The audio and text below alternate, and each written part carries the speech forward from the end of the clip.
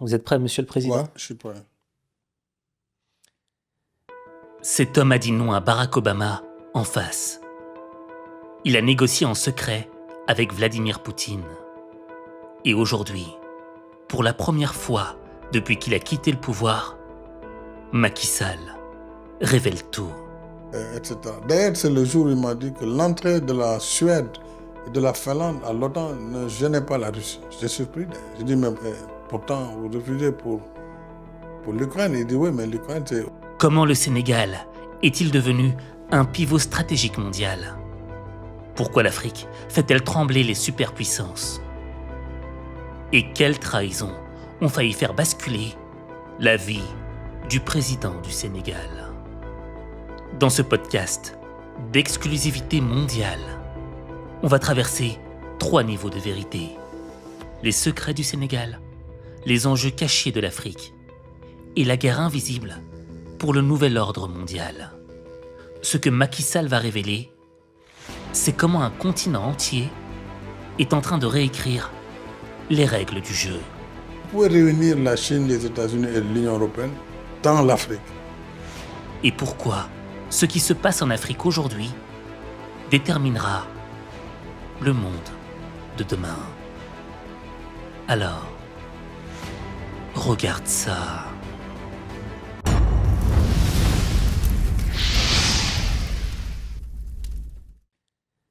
Bonjour. Aujourd'hui, dans ce podcast H5 Motivation, je reçois un invité exceptionnel. Votre Excellence, Président Macky Sall, comment allez-vous? Oui, je vais très bien. Je suis très heureux d'être avec toi, Aziz, ici dans cette émission exceptionnelle aussi, H5 Motion. Je vous remercie, Monsieur le Président. Et aujourd'hui, si on vous reçoit, c'est parce que vous avez publié un ouvrage, L'Afrique au cœur, que j'ai eu l'immense honneur de lire en avant-première. Et si je peux donner un petit résumé aux téléspectateurs, ce livre est à la fois un voyage dans l'espace et dans le temps. C'est-à-dire que, dans un premier temps, on voyage à travers votre vie avant d'être président, votre vie lorsque vous êtes devenu président, et même lorsque vous racontez cette histoire où vous avez été à la présidence du Sénégal, on a l'impression d'être dans votre peau et de vivre les mêmes enjeux que vous. Et là, on se dit, mais qu'est-ce que j'aurais fait à sa place? Ensuite, on a cette vision globale du Sénégal, et ensuite, on voit également cette vision globale de l'Afrique par rapport au monde. Et c'est un vrai voyage dans tous les sens du terme. Et justement, Monsieur le Président, avant de pouvoir entamer notre voyage pour nos téléspectateurs à travers cet ouvrage exceptionnel, j'aimerais que l'on voyage au cœur de qui vous êtes, Monsieur le Président. Et j'aimerais savoir comment a commencé votre histoire. Alors, une question philosophique, difficile en même temps, mais mon histoire est une histoire normale, l'histoire de tout jeune Africain né après les indépendances dans une contrée très connue au Sénégal, le Sine, qui est un royaume qui a été connu pour ses valeurs, les valeurs défendues. Et je suis né issu d'une famille venue du nord du Sénégal, une famille Pulaar, donc des Peuls, mais qui ont émigré vers le pays sérère. Mes parents se sont installés, mon père dès 1950, à la recherche du travail, comme tout bon migrant, et s'est installé finalement, a fondé une famille, a fait venir ma maman, qui était également sa cousine du nord, et nous sommes nés d'une fratrie de 5 personnes, dont je suis le deuxième, mais l'aîné masculin, donc un peu le calife de la famille aujourd'hui. Et je suis né dans une famille modeste, mais qui a été éduquée dans les valeurs de civilisation africaine, notamment ce qu'on appelle le Pulaagu, c'est-à-dire les valeurs du Peul, qui sont des valeurs de courage, de dignité, d'honneur. Et cela m'a marqué très tôt, ce qui m'a motivé aussi à me battre pour me réaliser réussir ma vie à travers les études. Et mon père, je me rappelle, me disait toujours, il faut que euh, ton pic ou ta pelle soit ton stylo, ton bic. Donc, c'est l'étude, les études. Il faut faire les études. Et cela m'a beaucoup motivé. C'est pourquoi j'ai très tôt, évidemment, réussi mes études d'abord primaires, secondaires. Et dès le lycée, j'ai eu une vocation de devenir ingénieur géologue, puisqu'à l'époque, il y avait beaucoup de débats sur les mines de fer du Sénégal oriental. Et cela, en partie, m'a poussé vers la géologie, vers le sous-sol. Alors que mon père aurait souhaité que je sois plutôt un ingénieur agronome, puisqu'il travaillait à l'agriculture. Et leur chef, les agronomes français à l'époque, ils les voyaient comme des devins, tellement pour eux, c'était des gens hors normes. Donc avoir un fils agronome, c'était aussi un grand rêve pour lui. Bah, au lieu du sol, j'ai préféré la logique du sous-sol, donc explorer plus loin. Et je suis devenu donc ingénieur géologue après mon baccalauréat à l'Institut des sciences de la Terre de l'Université Cheikh Anta Diop. Formation que j'ai complétée plus tard quand la société de pétrole m'a recruté, elle m'a envoyé à Paris, à l'École nationale supérieure du pétrole et des moteurs pour faire une spécialité en géophysique pétrolière. Donc cela, globalement, a été ma formation académique. Évidemment, pendant cette formation, je me suis confronté aux idées politiques, très tôt aussi, puisque je vous disais que je suis né après l'indépendance et nous sommes les héritiers légitimes des pères de l'indépendance. Ce que Amadou Hampâté-Bâ a appelé les fils aînés du XXe siècle. Ils se sont battus, les Senghor, les Kizerbo, ils sont très nombreux en Afrique pour la décolonisation, qui ont participé pour certains à la Seconde Guerre mondiale, à la libération de la France. Et de là est parti un vaste mouvement de décolonisation en Afrique. Le mouvement de la négritude est né et aux indépendances, le combat s'est poursuivi sous d'autres formes parce que après les indépendances, on a vu que le système n'avait pas beaucoup évolué. Et jusqu'aux années 80, où il y a eu un dictat, j'utilise les termes de l'époque, le dictat des institutions de Bretton Woods. Nous avons, nous-mêmes, jeunes étudiants, nous nous sommes battus longuement pour contester cela. Et étant président de la République, je disais une fois à mes amis du Fonds monétaire, imaginez, moi, je me suis souvent engagé en disant non au dictat du Fonds et la Banque mondiale. Aujourd'hui, je suis membre de cette institution, comme quoi la vie nous réserve parfois des surprises. Bref, cet héritage nous a plongé dans l'engagement politique précoce. Nous avions un parti unique quasiment jusqu'aux années 80, où il y a eu un peu plus d'élargissement, peu avant quand même. Et notre combat, c'était pour l'alternance. Et c'est pourquoi, très tôt, je me suis engagé, d'abord comme étudiant dans les mouvements de gauche. J'en ai parlé un peu dans cet ouvrage et aussi dans l'ouvrage précédent, Le Sénégal au cœur, où j'ai beaucoup plus développé cet aspect de ma vie militante. Et puis, très tôt aussi, j'ai été fasciné par un homme qui a marqué l'histoire politique du Sénégal, Maître Abdoulaye Wade, un avocat brillantissime, mais qui avait un sens des réalités et qui a vraiment marqué le Sénégal et qui a été l'auteur de la première alternance politique. Donc je l'ai croisé après mes études et très vite, je me suis engagé auprès de lui et il m'a fait confiance dès le premier jour. Nous avons fait un cheminement, 11 ans dans l'opposition ensemble et 7 ans au pouvoir ensemble, 8 ans, avant que naturellement le destin ne nous oppose. Et finalement, j'ai dû le quitter son parti et créer le mien. Et ironie de l'histoire, c'est moi qui vais le remplacer à la tête du pays en 2012. Donc quoi, l'histoire est parfois réserve des surprises. Effectivement.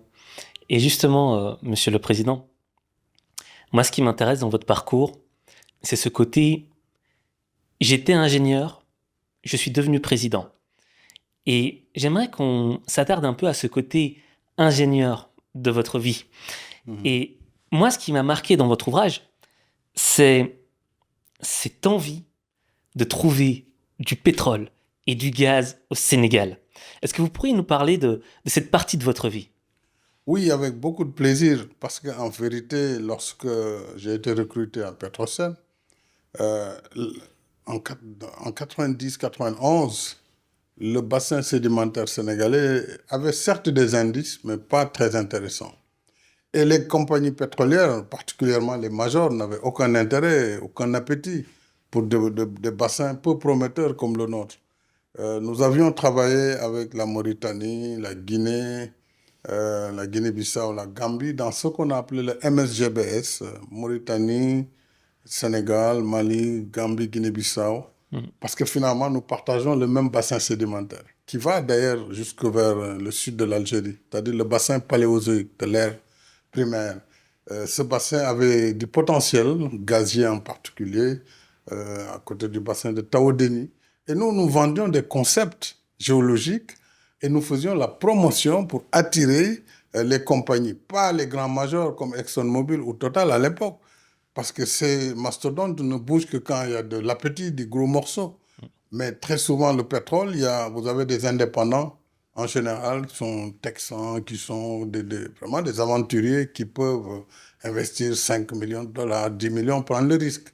Et c'est eux qui vont dans les pays peu prometteurs, qui achètent les données, qui prennent les blocs, qui font du traitement sismique, un peu d'analyse géologique, et qui font la promotion. Donc, nous, à l'époque, notre but, c'était de faire la promotion de notre bassin sédimentaire et nous participions à plusieurs conférences internationales de promotion ou des associations comme l'American Association for Petroleum Geologists ou bien la Society of Geophysics. Et des rencontres comme ça, on venait avec nos données pour dire voilà le potentiel que nous voyons chez nous, ben, nous vous invitons à venir, etc. Nous l'avons fait avec toutes les générations de géologues, de géophysiciens de Petrosen. Il faut rappeler qu'on a eu des découvertes il y a longtemps dans ce qu'on appelle le Dome Flore au sud du Sénégal, en Casamance offshore. Mais à l'époque, c'était du pétrole lourd, donc qui n'avait pas une vocation à être exploité. Et ce pétrole lourd est toujours là.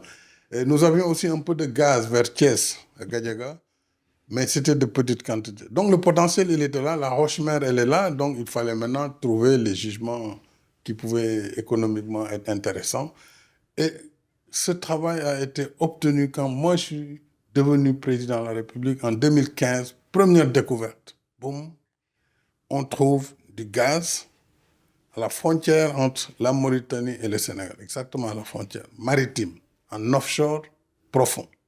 2100-2500 mètres de profondeur. C'était important, puisque l'Atlantique, l'Atlantique nord, côté sud du Maroc, donc Mauritanie, jusque vers l'Angola, présente quand même des potentiels très, très importants. Et nous savons en géologie aussi, quand vous prenez l'Amérique du Sud, vous savez, ça s'embrique. Par analogie, on voit tout ça. Et cette exploration nouvelle avec les nouvelles technologies ont permis justement de mettre en lumière cette découverte. Et au même moment, quasiment quelques mois après, nous avions une découverte aussi, cette fois-ci, de pétrole au sud de la Gambie, dans ce qu'on appelait le gisement de Sangomar, en référence à la pointe de Sangomar, parce que c'est pas loin, à 100 km des côtes. Et cette fois-ci, on a eu un jugement de 100 000 barils de pétrole avec la société Woodside, qui est une société australienne. Eh bien, l'aventure a commencé comme ça. Donc, fin 2015, début 2016, découverte de pétrole, évidemment, avec tout le lot de joie, mais aussi d'inquiétude.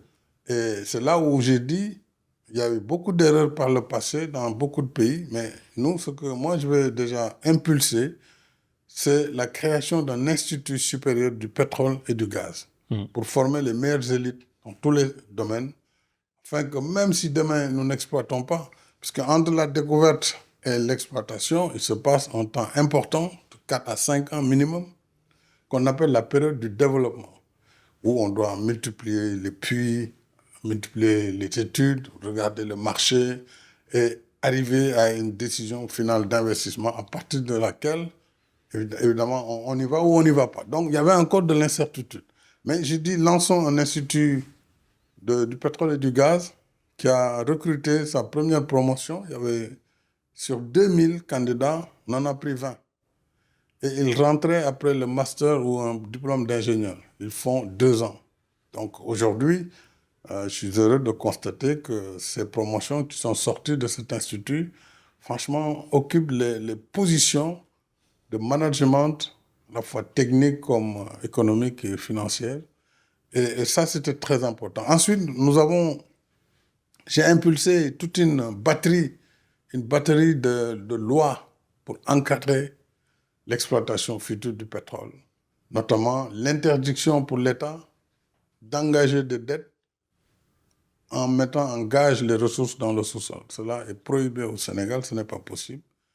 L'État doit garder sa crédibilité pour s'endetter, mais pas pour mettre en gage des ressources qui ne sont pas encore sorties. Donc ça, c'est très clairement interdit de par la loi, mais aussi la création d'un fonds pour les générations futures qui recouvrerait 10%, qui récupérerait 10% des ressources, des recettes, etc., etc. Et nous avons consolidé aussi notre position à l'ITIE, qui est l'initiative pour la transparence des industries extractives, où le Sénégal, naturellement, a eu une position de choix depuis que nous y sommes rentrés en 2013. C'est très intéressant, Monsieur le Président, parce que lorsque vous vous exprimez, on sent l'ingénieur, on sent l'homme de la technique. Et justement, moi, ce qui m'avait marqué, c'est que au début de votre livre, vous parlez de votre objectif.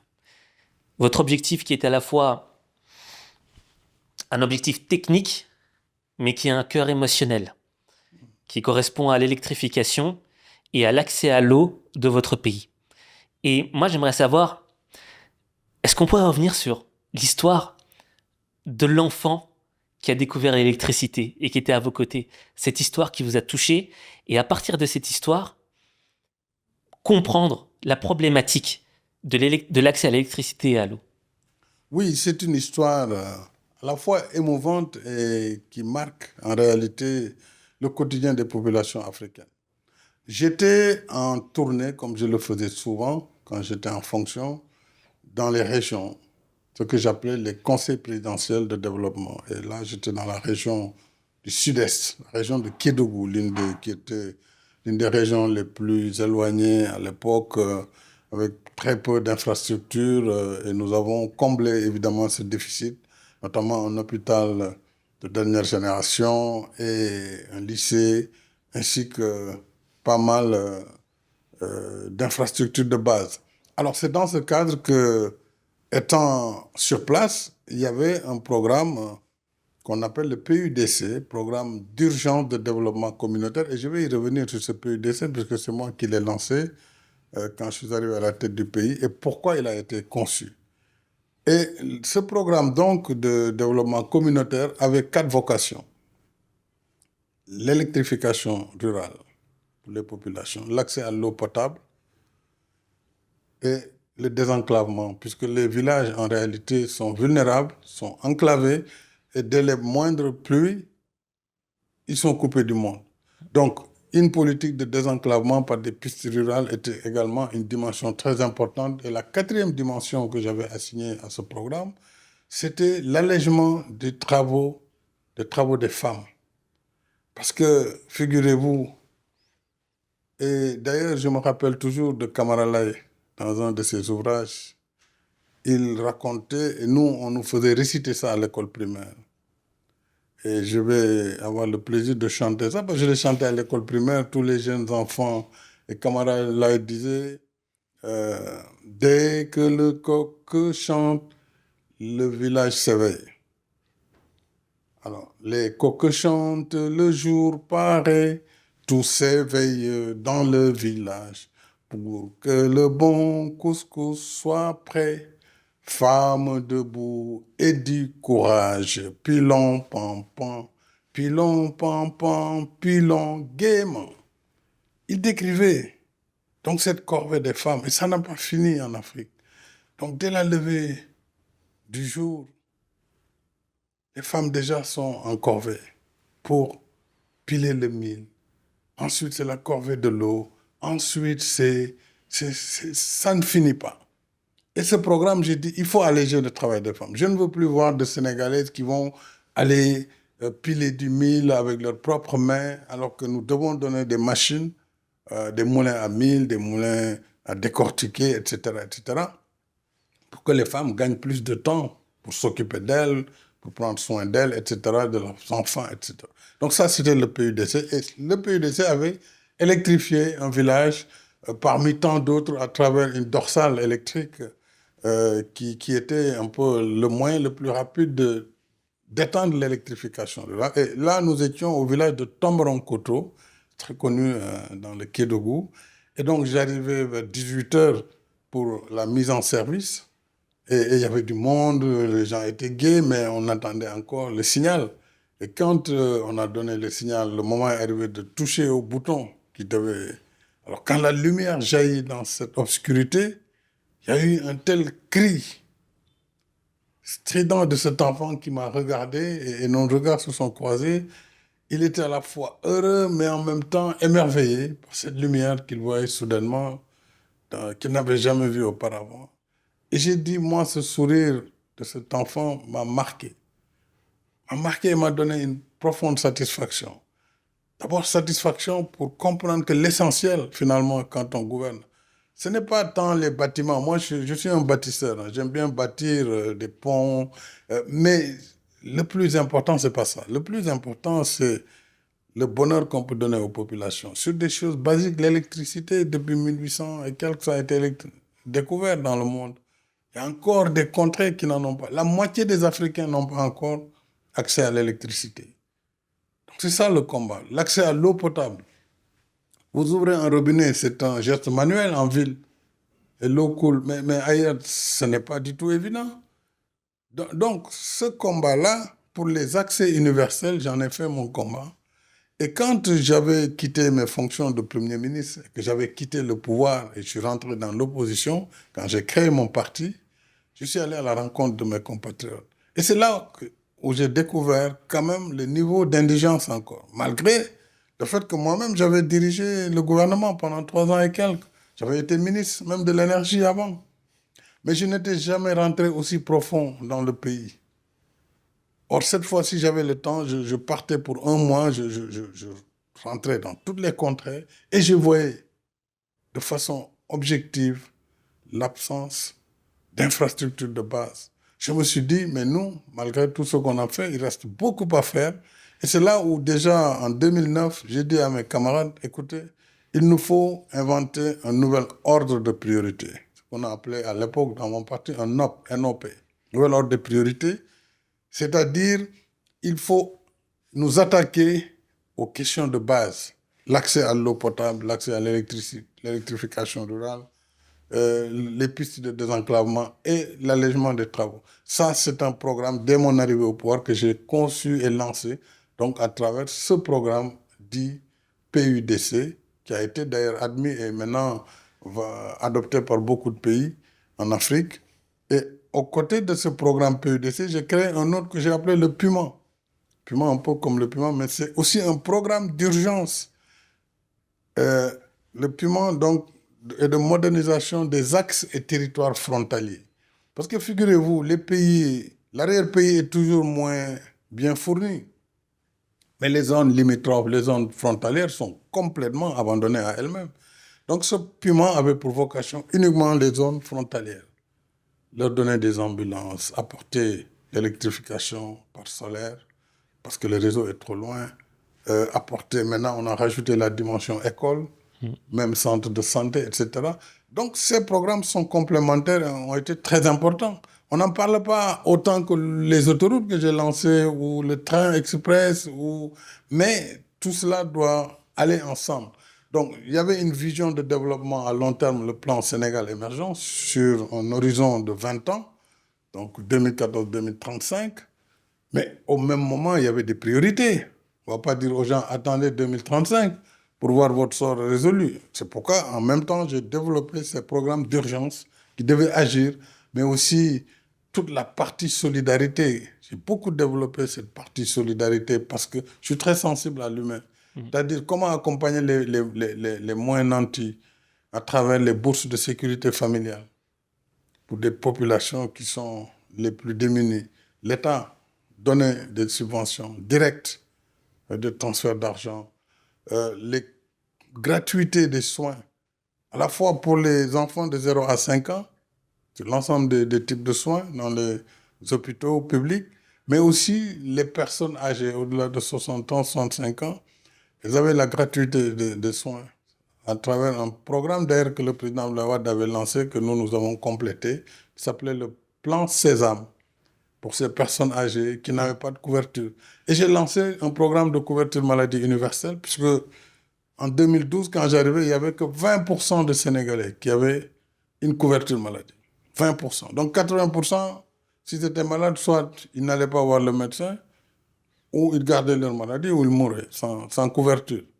Donc on a lancé ce programme qui nous a permis d'amener la couverture de 20 à pratiquement 57-60% quand j'ai quitté le pays. Évidemment, il y a encore un effort pour atteindre les 80%. Et donc, ça, c'est très important, ces programmes sociaux. On n'en parle pas assez. Mais pour moi, le développement, c'est d'abord apporter des solutions à ces problèmes vitaux de la personne humaine. Se loger, se nourrir, se soigner, se vêtir, ça, c'est les besoins fondamentaux de l'être humain. Et ça vient avant tout le reste. Et ce n'est pas malheureusement réglé dans tous nos pays. Mais c'est un combat qui se poursuit. Chaque régime doit faire son effort et essayer d'atteindre ses objectifs, notamment les accès universels. Et justement, Monsieur le Président, vous voyez, ce que j'apprécie, c'est comme dans votre livre, les chiffres sont précis. Il y a des pourcentages, c'est très ingénieur. C'est vraiment... c'est incroyable. C'est la déformation professionnelle peut-être. Voilà. Mais moi aussi, ce qui marque, c'est que, vous voyez, vous êtes un homme de technique. Vous êtes un homme cartésien, rationnel, de mathématiques. Et il y a un moment où vous êtes passé en politique. La politique a une autre mathématique. Absolument. Mais qui n'est pas nécessairement rationnelle et cartésienne. Elle ne l'est surtout pas. Et moi, Monsieur le Président, au fait, j'ai 2 questions pour vous. La première, c'est, lorsque vous étiez ingénieur, est-ce que dans votre esprit, vous aviez déjà cette ambition de vous dire « je serai président de mon pays » Ah non, jamais. Voilà. Et aussi, l'autre, c'est comment s'est passée votre ascension politique? Alors, je n'ai jamais eu comme ambition d'être président de la République. Parce que comme vous l'avez dit, quand on est ingénieur, on est d'abord dans la sphère technique. Et ce n'est pas la politique d'abord qui attire forcément l'homme.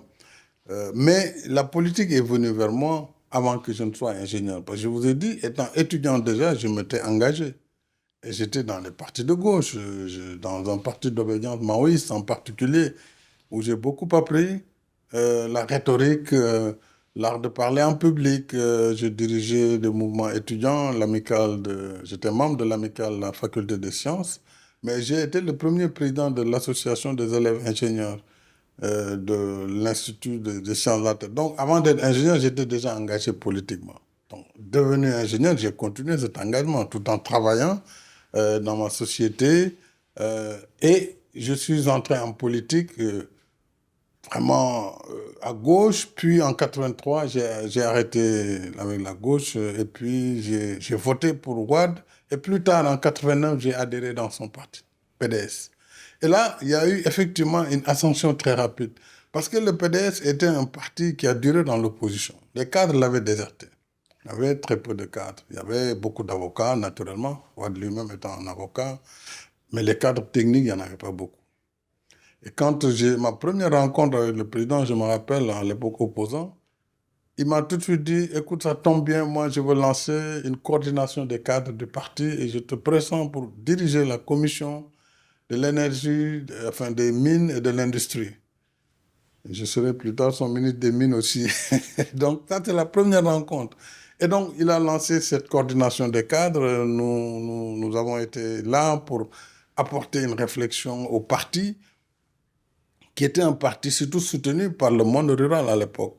C'était les paysans qui voyaient en Wade le sauveur, etc. Les citadins, c'était plus difficile. Quoique, il avait un électorat aussi citadin assez important et un électorat jeune. Mm. Par la suite, donc, j'ai évolué assez rapidement pour être membre de la direction du parti. Quasiment presque moins d'un an après, j'ai intégré le secrétariat national du parti comme secrétaire national adjoint, puis secrétaire national. Puis, il nous a demandé d'aller dans les régions. Je suis retourné à Fatick, où déjà en 98, j'étais le secrétaire général de la convention régionale de toute la région de Fatick. Et donc, 2000, plus tard, il est arrivé au pouvoir. Mais ce cheminement, c'est en 11 ans, ce n'est pas 11 jours. Hein. 11 ans de combat assez difficile, d'ostracisme. Vous connaissez comment ça se passe souvent en Afrique. Et donc, cette évolution dans le parti m'a projeté pratiquement au rang de numéro 3 avant l'accès de Wade au pouvoir, en 2000. Parce que à partir de 98, il y a eu une grosse restructuration et un départ massif de cadres qui ont quitté Wade parce que bon, ils ne voyaient plus la perspective d'une alternance après tant d'années. Et donc, c'est là où nous sommes arrivés, jeunes cadres engagés, et nous en voulions. Et donc, après lui, il y avait Idrissa Seck et je venais après Idrissa Seck. Mais je n'étais pas très connu par le public parce que je n'étais pas un grand orateur. Voilà, mais je faisais mon évolution dans le parti. Et en 2000, donc quand le président Wade a été élu, bon, moi, je ne suis pas rentré au gouvernement tout de suite. Je ne suis rentré qu'une année plus tard. Mais après, il m'a pris comme conseiller à la présidence de la République. Et puis, un an après, il m'a pris comme directeur général de l'entreprise où j'étais. Je suis devenu le directeur général. Puis, quelques mois plus tard, le ministre de l'Énergie, qui était mon secteur d'évolution. Et j'ai fait une carrière ministérielle très rapide et très fulgurante, puisque 2001, je suis rentré comme ministre de l'Énergie, des Mines et de l'Hydraulique, c'est un gros département. Puis ministre d'État, ministre de l'Énergie, des Mines et de l'Hydraulique. Puis après l'accident du bateau Le Joola, on m'a confié le département des infrastructures. Avec tout ce département, c'est très lourd. Vraiment, ça n'a duré qu'un mois. Et après, je suis retourné dans mes amours d'origine, le ministère des Mines et de l'Énergie, jusqu'en 2003, où le président a voulu que je sois le ministre de l'Intérieur. Alors, je ne voulais pas, parce que j'étais technicien, je vous l'ai dit, j'étais déjà engagé dans les réformes pour la Sénélec, la privatisation.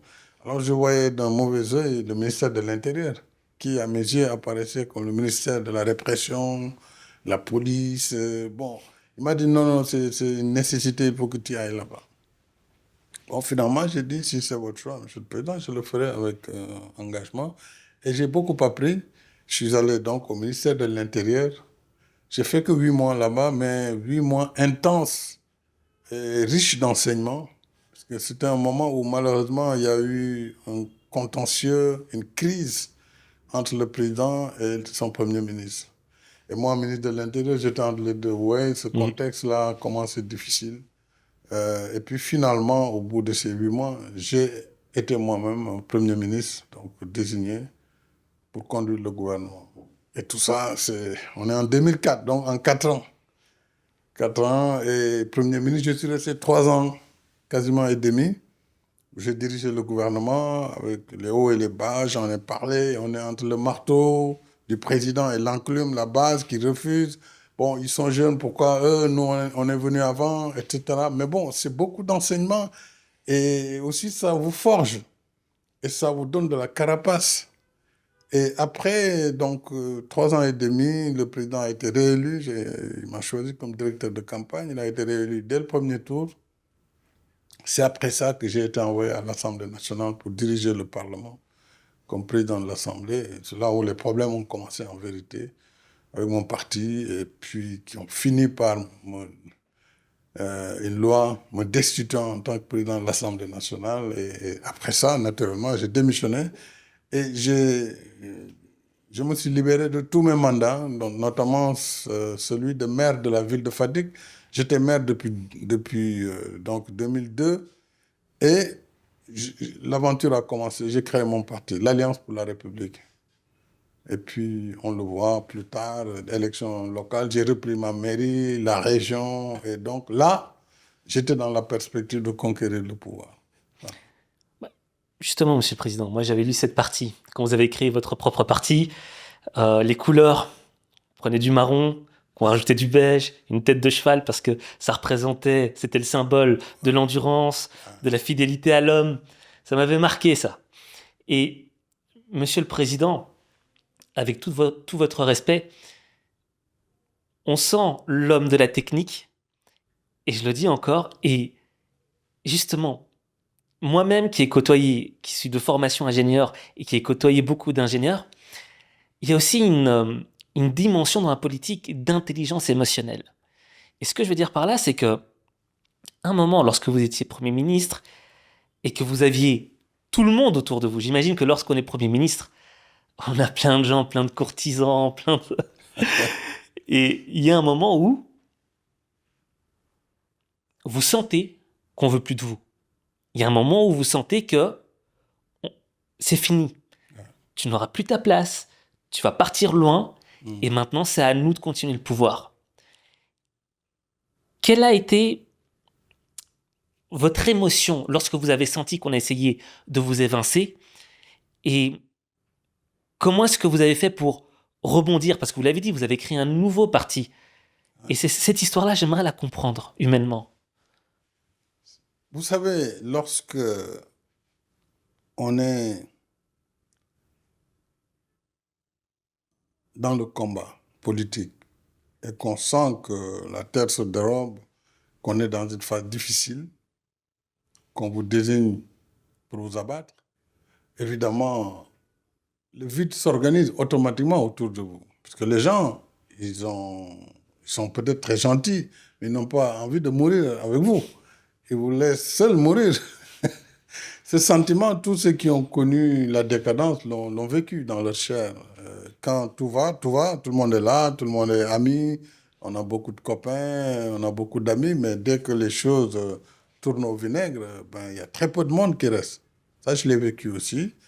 Je me rappelle quand je partais en déplacement comme Premier ministre, ben, c'était pas moins de 30 véhicules, 4x4, parce que tous ceux qui venaient, directeurs généraux, autres ministres, trouvaient le prétexte pour vous accompagner en tournée. Les gens se battaient même pour être là. Mais à partir du moment où vous êtes en disgrâce avec le président, il n'ose pas se montrer à vos côtés. Et il y avait des scènes surréalistes que j'étais encore à l'Assemblée, quand j'allais à l'aéroport accompagner le président ou à l'accueil, ben, j'étais isolé, seul dans le salon. Les gens, ils allaient vite prendre leur café à côté, ils trouvaient toujours le prétexte pour ne pas être à vos côtés, surtout lorsque le chef était là. Bon, mais à un moment donné, quand vous sentez que le combat est inévitable, qu'il vous est imposé, naturellement, je vous ai parlé des valeurs qu'on a héritées, des valeurs de courage, de dignité et d'honneur. On préfère mourir l'arme à la main que de capituler. Surtout que j'avais le sentiment de n'avoir rien fait de mal. Donc, c'était un combat qui m'est imposé, il fallait l'assumer. Je l'ai assumé sans savoir ce que j'allais devenir. En créant mon parti, j'avoue que je le créais, non pas parce que j'étais convaincu qu'on obtiendrait quoi que ce soit, mais c'était la chose à faire. Et j'ai plongé avec une poignée d'amis qui m'ont accompagné dans cette aventure. Poignée. Et il fallait y croire, parce que quitter un parti au pouvoir, aller à l'aventure, une opposition qui ne vous aime pas forcément parce que vous incarnez le numéro 2 du régime, et vous venez leur faire obstacle. Et donc, des deux côtés, vous êtes rejetés. Mais nous l'avons assumé, et par la grâce de Dieu. Quand j'ai d'ailleurs créé le parti, j'ai dit à mes camarades, cette poignée, écoutez, éloignons-nous de toutes les couleurs connues jusque-là. Le vert, c'était les socialistes. Le rouge, c'est les partis marxistes, etc. Le jaune et le bleu, c'était le PDS, mon parti. Donc, trouvons une couleur en dehors de ça. Mais si vous prenez la rose des couleurs, si vous enlevez le bleu, le rouge, le jaune, il reste très peu. Donc, c'est comme ça qu'on a dit, nous voulons prendre la couleur de la terre, qui est le marron, mais c'est une couleur terne. C'est lourd. Donc, on a dit, mais le marron tout seul, on a simulé avec l'ordinateur, c'était quand même pas terrible, terrible. Alors, et ma femme était là, je dis, mais nous, on cherche. Elle dit, en tout cas, nous, les femmes, souvent, quand on met du marron, on l'habille avec le marron beige avec le beige. Donc au moins, ça nous donne deux couleurs. Et on a mis la tête de cheval parce qu'on voulait un emblème. Un emblème, c'est la tête de cheval. Et qui nous a rappelé le cheval Al-Buraq. Mais aussi le cheval, on l'a pris pour l'honneur, la dignité qu'il incarnait comme animal, la fidélité, la force de travail et donc et la noblesse de l'animal. Donc on a pris le cheval, la tête de cheval comme emblème qu'on a mis en marron et le fond était donc qu'on a mis en beige, la tête de cheval, et sur fond marron. Et on a mis les étoiles, 15 étoiles qui représentaient les 15 régions du Sénégal, les 14 et la diaspora comme 15e région. Alors quand on a déposé, le gouvernement a dit non, si on les laisse avec ces 15 étoiles et la diaspora, ils vont nous prendre la diaspora. Ils nous ont dit non, non, si vous voulez que le parti soit reconnu, il faut enlever les étoiles parce qu'il y a un parti qui a des étoiles. J'ai dit qu'à cela ne tienne, ils n'ont qu'à enlever les étoiles. De toute façon, nous, la diaspora, c'est notre 15e région. Et nous l'avons vécu comme tel. Donc, le vide autour de soi, oui, je l'ai vécu, l'incertitude. Et après ma démission de l'Assemblée, naturellement, de numéro 2 de l'État, je suis devenu simple citoyen. J'ai rendu mes passeports diplomatiques. Je ne les ai retrouvés qu'en étant élu président de la République. Je voyageais en passeport ordinaire pendant ce temps. Il y a une anecdote d'ailleurs, un de mes militants en Espagne, quand ils m'ont accueilli, il était un peu content et zélé. Il a dit à la police espagnole, nous allons accueillir notre ancien Premier ministre, il faut qu'on accède à l'avion, il a tellement vendu l'affaire. Bon, quand je suis arrivé avec le passeport ordinaire, le policier lui dit, mais c'est ça votre ancien Premier ministre? Il n'a même pas de passeport diplomatique. Le gars, il dit, mais allez voir Google, vous allez voir que c'est un ancien Premier ministre. Mais ça, c'est l'Afrique, etc., etc. Donc, M. Ba, Soumane Ba, il s'appelle. Ça m'avait beaucoup frappé. Et quand je suis redevenu président une fois, je suis allé retourner en Espagne, il était dans ma délégation. Il a versé des larmes parce que cette fois-ci, il dit, c'est la police qui nous escorte. Alors que chaque fois qu'on entendait les sirènes, nous, on fuyait, on était des commerçants marchant à la sauvette. Et ça l'avait beaucoup marqué. Tu vois, ça, c'est des histoires humaines comme ça qui me plaisent beaucoup et qui ont marqué cette période importante de ma vie. Bah, c'est ça qui est intéressant en fait, parce que nous, on a la façade médiatique. Ouais. On vous voit sur les médias et on voit pas toute cette histoire derrière. Donc, on n'arrive pas à peser l'homme. On ne sait pas qui est l'homme. Et là, par exemple, rien que cette anecdote, ben moi, elle me fait dire, à votre place, j'aurais eu peur. J'aurais eu peur d'affronter un pouvoir plus puissant que moi, sur papier. Ça ferait peur à n'importe qui. Et la majorité des gens auraient tendance à abandonner, à se soumettre, à trouver un moyen d'arrondir les angles. Et moi, ce que je trouve fort, c'est que vous êtes resté sur votre position. Et justement, moi, ce qui m'intéresse, c'est de savoir, Monsieur le Président, vous avez vécu tout ça. Vous avez vécu le rejet. Vous avez vécu la trahison humaine. Et toutes ces émotions négatives qui vous habitent, toutes ces déceptions qui vous habitent. Comment est-ce qu'elles ont pu laisser place à la motivation, à la niaque d'aller de l'avant pour remporter les élections? Vous savez, lorsque vous vous engagez en politique, vous devez vous départir de tout ce qui est sentiment de revanche, en comprenant que les choses fondamentales pour lesquelles vous vous battez sont de loin plus importantes que les petits crimes entre copains ou les trahisons.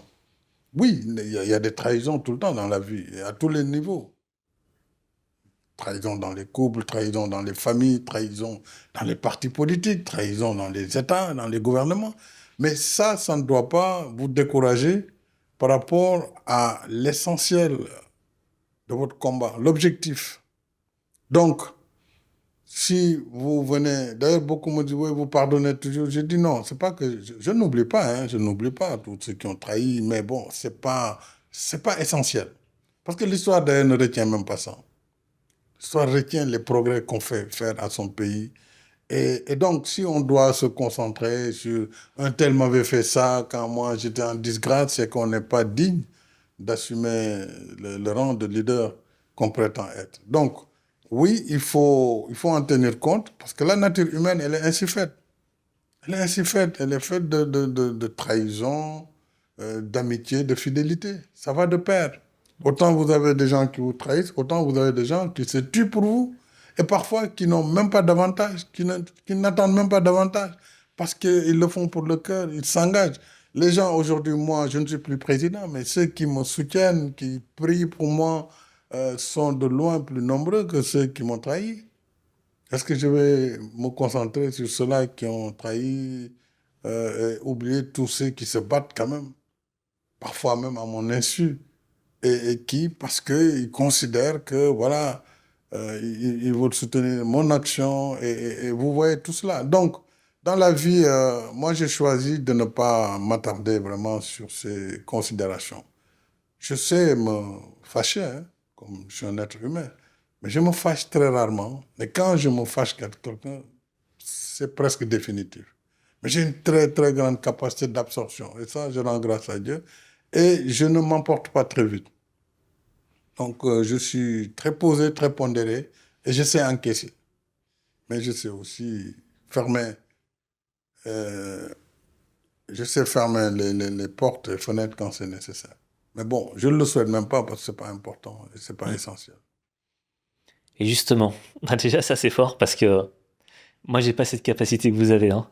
Moi si, c'est pour ça que je comprends, c'est une très grande qualité. Moi je n'ai pas cette capacité parce que c'est difficile. Mais justement, là je comprends mieux. Vous absorbez toutes ces méchancetés qu'on vous a faites. Et ensuite, lorsque vous êtes là, lorsque l'élection arrive, vous vous battez. Qu'est-ce qui vous donne l'envie d'avancer? Et en même temps, lorsque vous arrivez à remporter l'élection présidentielle, quel est le switch qui se passe à l'intérieur de vous-même? Déjà, à partir du moment où je me suis engagé et j'ai créé le parti, moi j'étais convaincu que si l'élection se tenait en 2012, avec le travail que nous avions fait sur 3 années, vraiment à temps plein, à temps plein parce que j'avais créé une société de consulting quand j'ai quitté. J'ai un ami qui était directeur d'une banque de développement qui m'a dit, écoute, moi je suis ton ami, je te dis franchement, ton histoire là, ça ne marchera pas parce qu'aucun partenaire ne va te donner un marché contre ton gouvernement.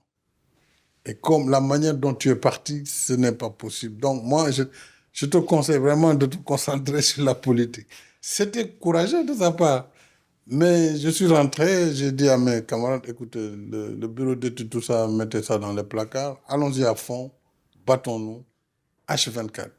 Allons à la rencontre de nos compatriotes. Et donc, pendant ces 3 années, vraiment, nous nous sommes donné les moyens politiques, d'abord de créer le parti, d'exister, de le faire connaître. Et je savais, de par le nombre de comités que nous mettions à la base, que si on va aux élections, nécessairement on amènera le président au second tour. Et nous serions deuxième. Ça, je le savais mathématiquement, puisque nous avions plus de 4135 comités de 100 membres à l'époque.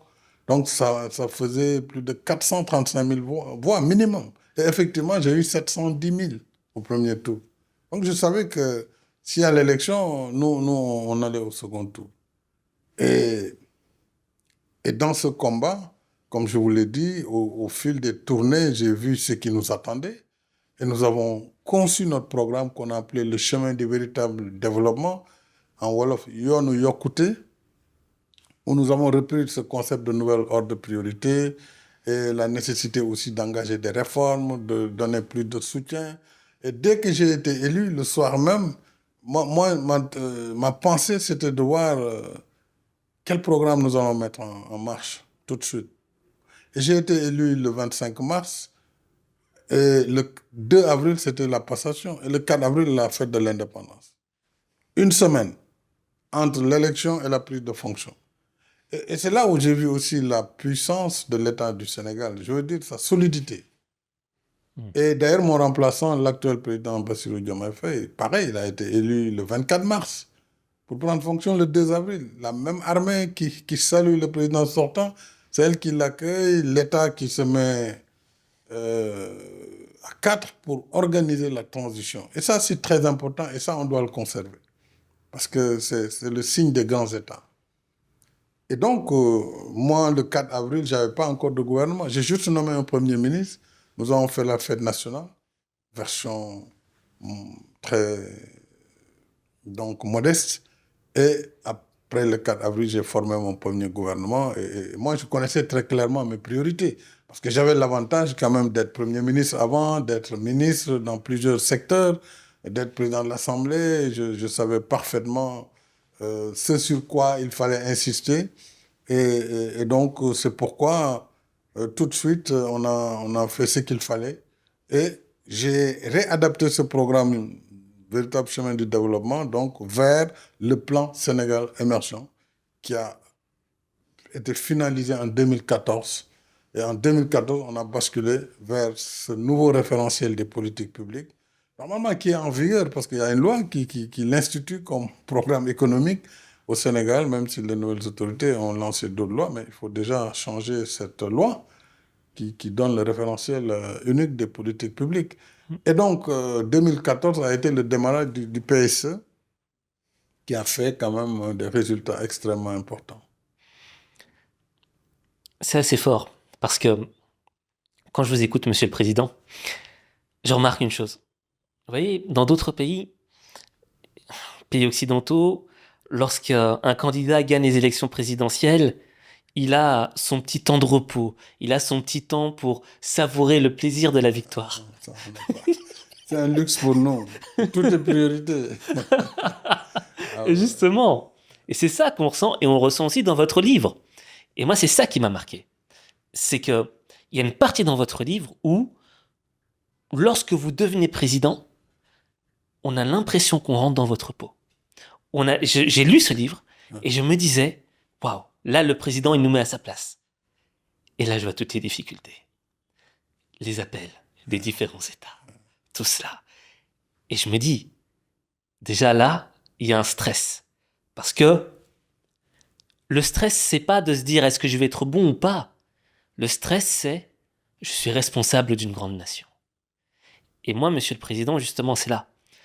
J'aimerais que vous partagiez avec nos téléspectateurs les différents appels que vous avez reçus dès que vous avez été nommé président.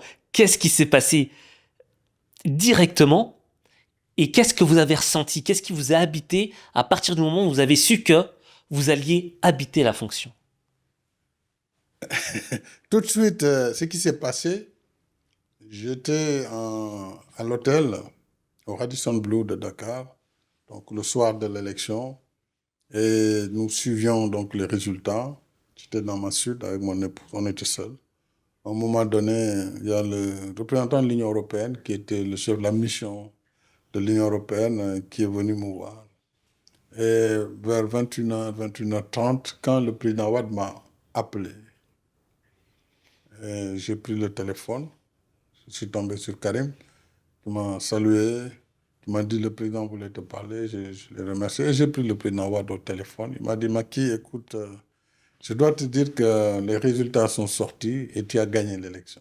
Ça, c'est mon adversaire qui le disait, le président en fonction. Donc, je voulais te féliciter. C'est quand même fort, mais en Afrique. J'ai dit, Monsieur le Président, je vous remercie pour ce geste. On n'attendait pas moins de vous. Et comment va Madame la Première Dame, Viviane Wade? Elle me dit, elle est là avec les enfants. Je lui transmets mes hommages. Et je salue également Singheli, sa fille, je salue Karim et tout. Et le représentant de l'Union européenne a suivi l'émission, la conversation. Et donc, quand j'ai raccroché, j'ai dit à ma femme, oui, c'était Medwad. Donc, il reconnaît que j'ai gagné. Et puis, je suis venu m'asseoir. Le type, il dit, mais Monsieur le Président, vous vous rendez compte, vous venez de gagner l'élection présidentielle? J'ai dit, oui. Il dit, mais vous ne le faites pas. C'est pas possible, il faut qu'on sabre le champagne. Je dis, ah oui, mais sauf que moi, je ne prends pas de champagne. Donc, il dit, non, non, moi, je vais dans ma chambre, à côté. Il est parti. J'ai dit, oui, mais moi, je vais prendre de l'eau. Bon, alors, moi, j'ai pris mon verre d'eau avec ma femme. Et puis, il dit, il était étonné qu'il n'y ait pas cette manifestation de joie. Parce que déjà, moi, je voyais tout de suite la charge qui attend.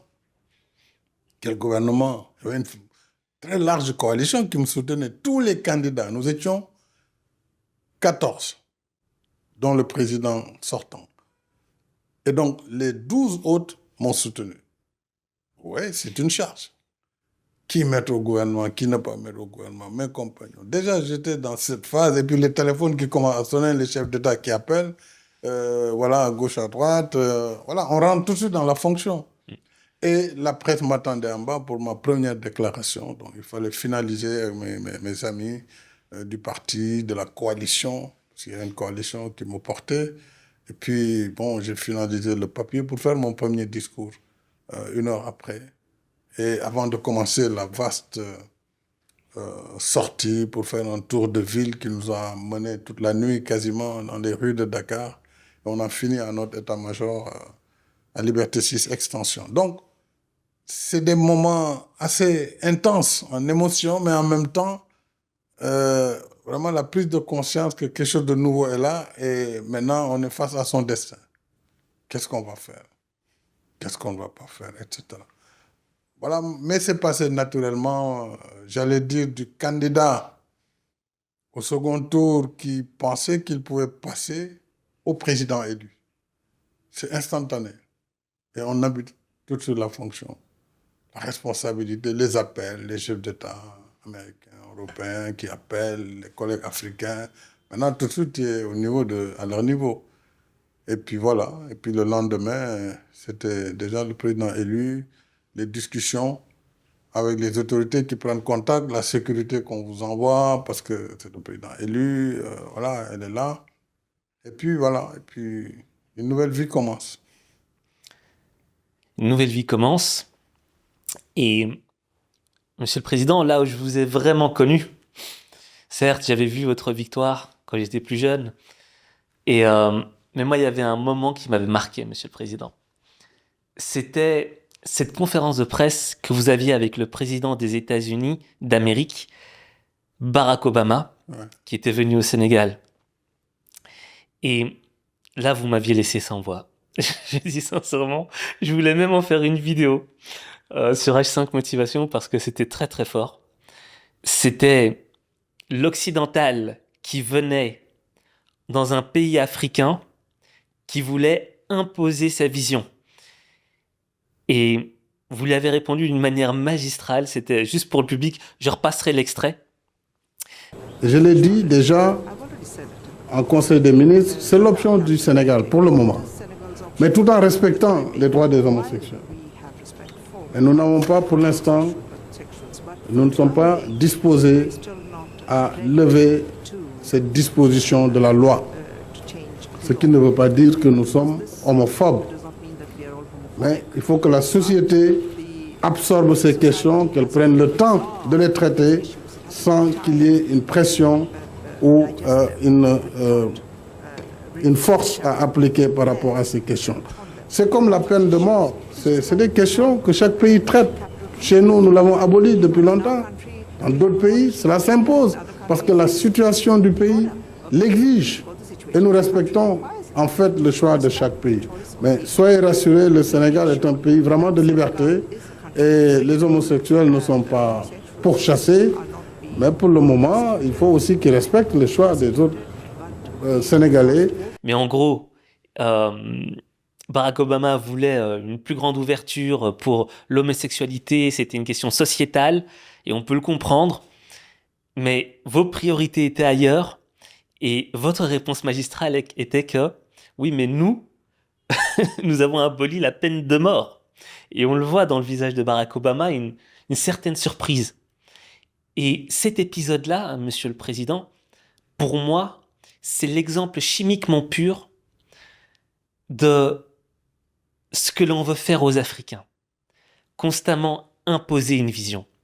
Et vous, dans votre parcours de politique internationale, comment est-ce que vous avez fait pour changer cette vision que le monde a de l'Afrique?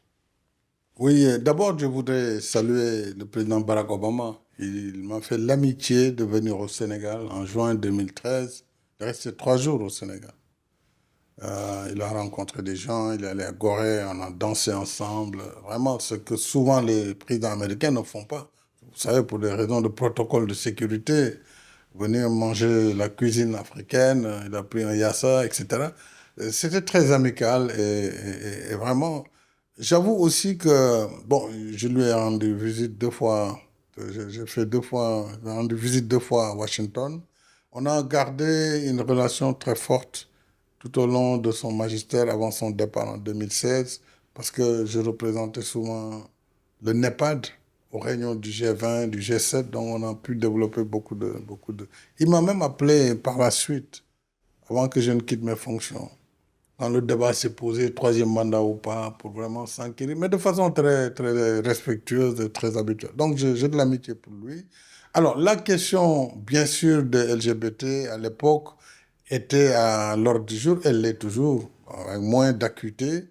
Et ce jour-là, où il était au Sénégal, la Cour suprême des États-Unis venait d'autoriser le mariage gay. Donc c'est une journaliste américaine qui a posé la question, ce n'était pas le président lui-même. Monsieur le président Sall, oui, chez vous, il y a une loi qui pénalise l'homosexualité. Quand est-ce que vous pensez que le Sénégal doit changer sa loi? Naturellement, je lui ai dit, madame, vous savez, c'est des questions sociétales. Chaque société gère ses sujets selon son métabolisme propre. Il n'y a pas un sujet universel qu'on peut imposer à tout le monde. Et moi, j'ai toujours défendu cela. C'est-à-dire, je suis contre l'injonction civilisationnelle, de quelque côté que ça puisse venir. On n'a pas à imposer aux autres ce que l'on est, ou ses valeurs. Si elles sont acceptées, tant mieux, elles seront des valeurs acceptées, et c'est en ce moment qu'elles deviennent des valeurs universelles. Mais on ne peut pas prendre des valeurs de civilisation, d'une société, d'un bloc, pour l'imposer au monde entier. Ce n'est pas acceptable. Et ça, c'est un combat que j'ai toujours mené. Et sur ce sujet, j'ai été très clair. Tant que j'étais président du Sénégal, on ne va pas modifier notre législation dans le sens de la dépénalisation, puisque une loi, elle incarne finalement, c'est un code des valeurs de civilisation, des valeurs culturelles qu'on a codifiées pour en faire un code de la famille, un code pénal, etc. Donc c'est en fonction de la société, telle qu'elle veut vivre, telle qu'elle régule son fonctionnement. Donc, on ne peut pas recevoir parce que simplement d'autres sont plus puissants ou pensent donner de l'aide qu'ils doivent imposer aux États africains de changer. Ça, je l'ai toujours refusé et ça a été une ligne de conduite de mon gouvernement jusqu'à mon départ. Il n'est pas question qu'on change nos lois parce que simplement on a besoin d'aide ou de coopération. Sinon, nous ne serions pas nous-mêmes. Et ce combat, je l'ai poursuivi aussi devant la tribune des Nations Unies. Déjà, Senghor le disait en 1963, à la tribune des Nations Unies. Et les pays, comme il disait, au banquet de l'universel, c'est-à-dire au rendez-vous du donner et du recevoir, il faut que chacun apporte sa contribution pour arriver vers la civilisation de l'universel. Mais on ne peut pas avoir un bloc qui impose à tout le monde. C'est sa manière de penser et de vivre. Nous l'avons rejeté. Tout comme j'ai rejeté d'ailleurs au plan musulman, sur le plan religieux, ceux qui veulent nous imposer un islam rigoriste qui n'a rien à voir avec nos valeurs. L'islam, certes, c'est une religion du juste milieu. Et notre prophète Mohammed sallallahu alayhi wa sallam est un modèle de tolérance. On ne peut pas nous inventer un islam qu'on n'a jamais connu depuis 1000 ans. Moi, je me suis évertué à contrer cela. Islam, oui, musulman, oui, mais africain aussi. Nous sommes des Africains, nous ne sommes pas des Arabes, nous ne sommes pas des Européens, nous ne sommes pas des Blancs, nous sommes des Africains et fiers de l'être. Et c'est ça, finalement, d'ailleurs, le sens de la négritude que Senghor et Césaire ont théorisé comme étant l'ensemble des valeurs de culture et de civilisation du monde noir. Et le monde noir, vous savez, on peut remonter très loin dans l'histoire. C'est d'abord le berceau de l'humanité. Qu'on le veuille ou pas, ça c'est l'histoire. Et donc, on ne peut pas dire que l'Afrique n'a pas de valeur de civilisation ou n'a pas de valeur culturelle. C'est une aberration. Donc, restons unis, travaillons ensemble, mais respectons-nous. En tout cas, moi, je me respecte, je respecte les autres. Et quelqu'un qui ne veut pas me respecter, je lui montrerai très simplement qu'il ne mérite pas mon respect non plus. Et justement, Monsieur le Président, vous parlez de cette notion du respect. Comment est-ce que le continent africain peut se faire respecter? Dans votre livre, il y a un épisode qui m'a marqué. L'épisode du G20 à Bali. vous étiez le président de l'Union africaine et vous avez demandé de faire partie de ce G20. Et c'est là qu'on a vu toutes les limites. On a ressenti comme un rejet. Et j'aimerais que vous puissiez nous expliquer cet épisode, Monsieur le Président. Alors, le G20, ça a été une aventure quand même glorieuse. Il faut s'en réjouir. Puisque entre le moment où moi j'ai été élu président de l'Union africaine, j'avais déjà réuni un petit comité pour dire quel doit être notre combat. Puisque c'est un mandat renouvelable, une année. Ça passe vite. On ne peut pas tout régler. Quels sont les schémas sur lesquels nous allons insister pour donner une empreinte et laisser cette empreinte? Il y avait la représentation de l'Afrique dans le Conseil des Nations. Donc j'en ai fait un combat. L'admission de l'Afrique au G20. Et j'ai commencé le plaidoyer au G7 de l'Allemagne, où j'ai dit aux membres du G7, ils n'étaient pas nombreux, ils ont 7 plus l'Union européenne, nous souhaitons intégrer le G20, non pas par désir, mais parce que nous sommes 1,4 milliard d'habitants, nous Africains. Nous sommes 54 pays. Et notre économie, puisqu'on parle d'économie au G20, faisait à l'époque 2 700 milliards de dollars. Ça fait 2,7 trillions de dollars.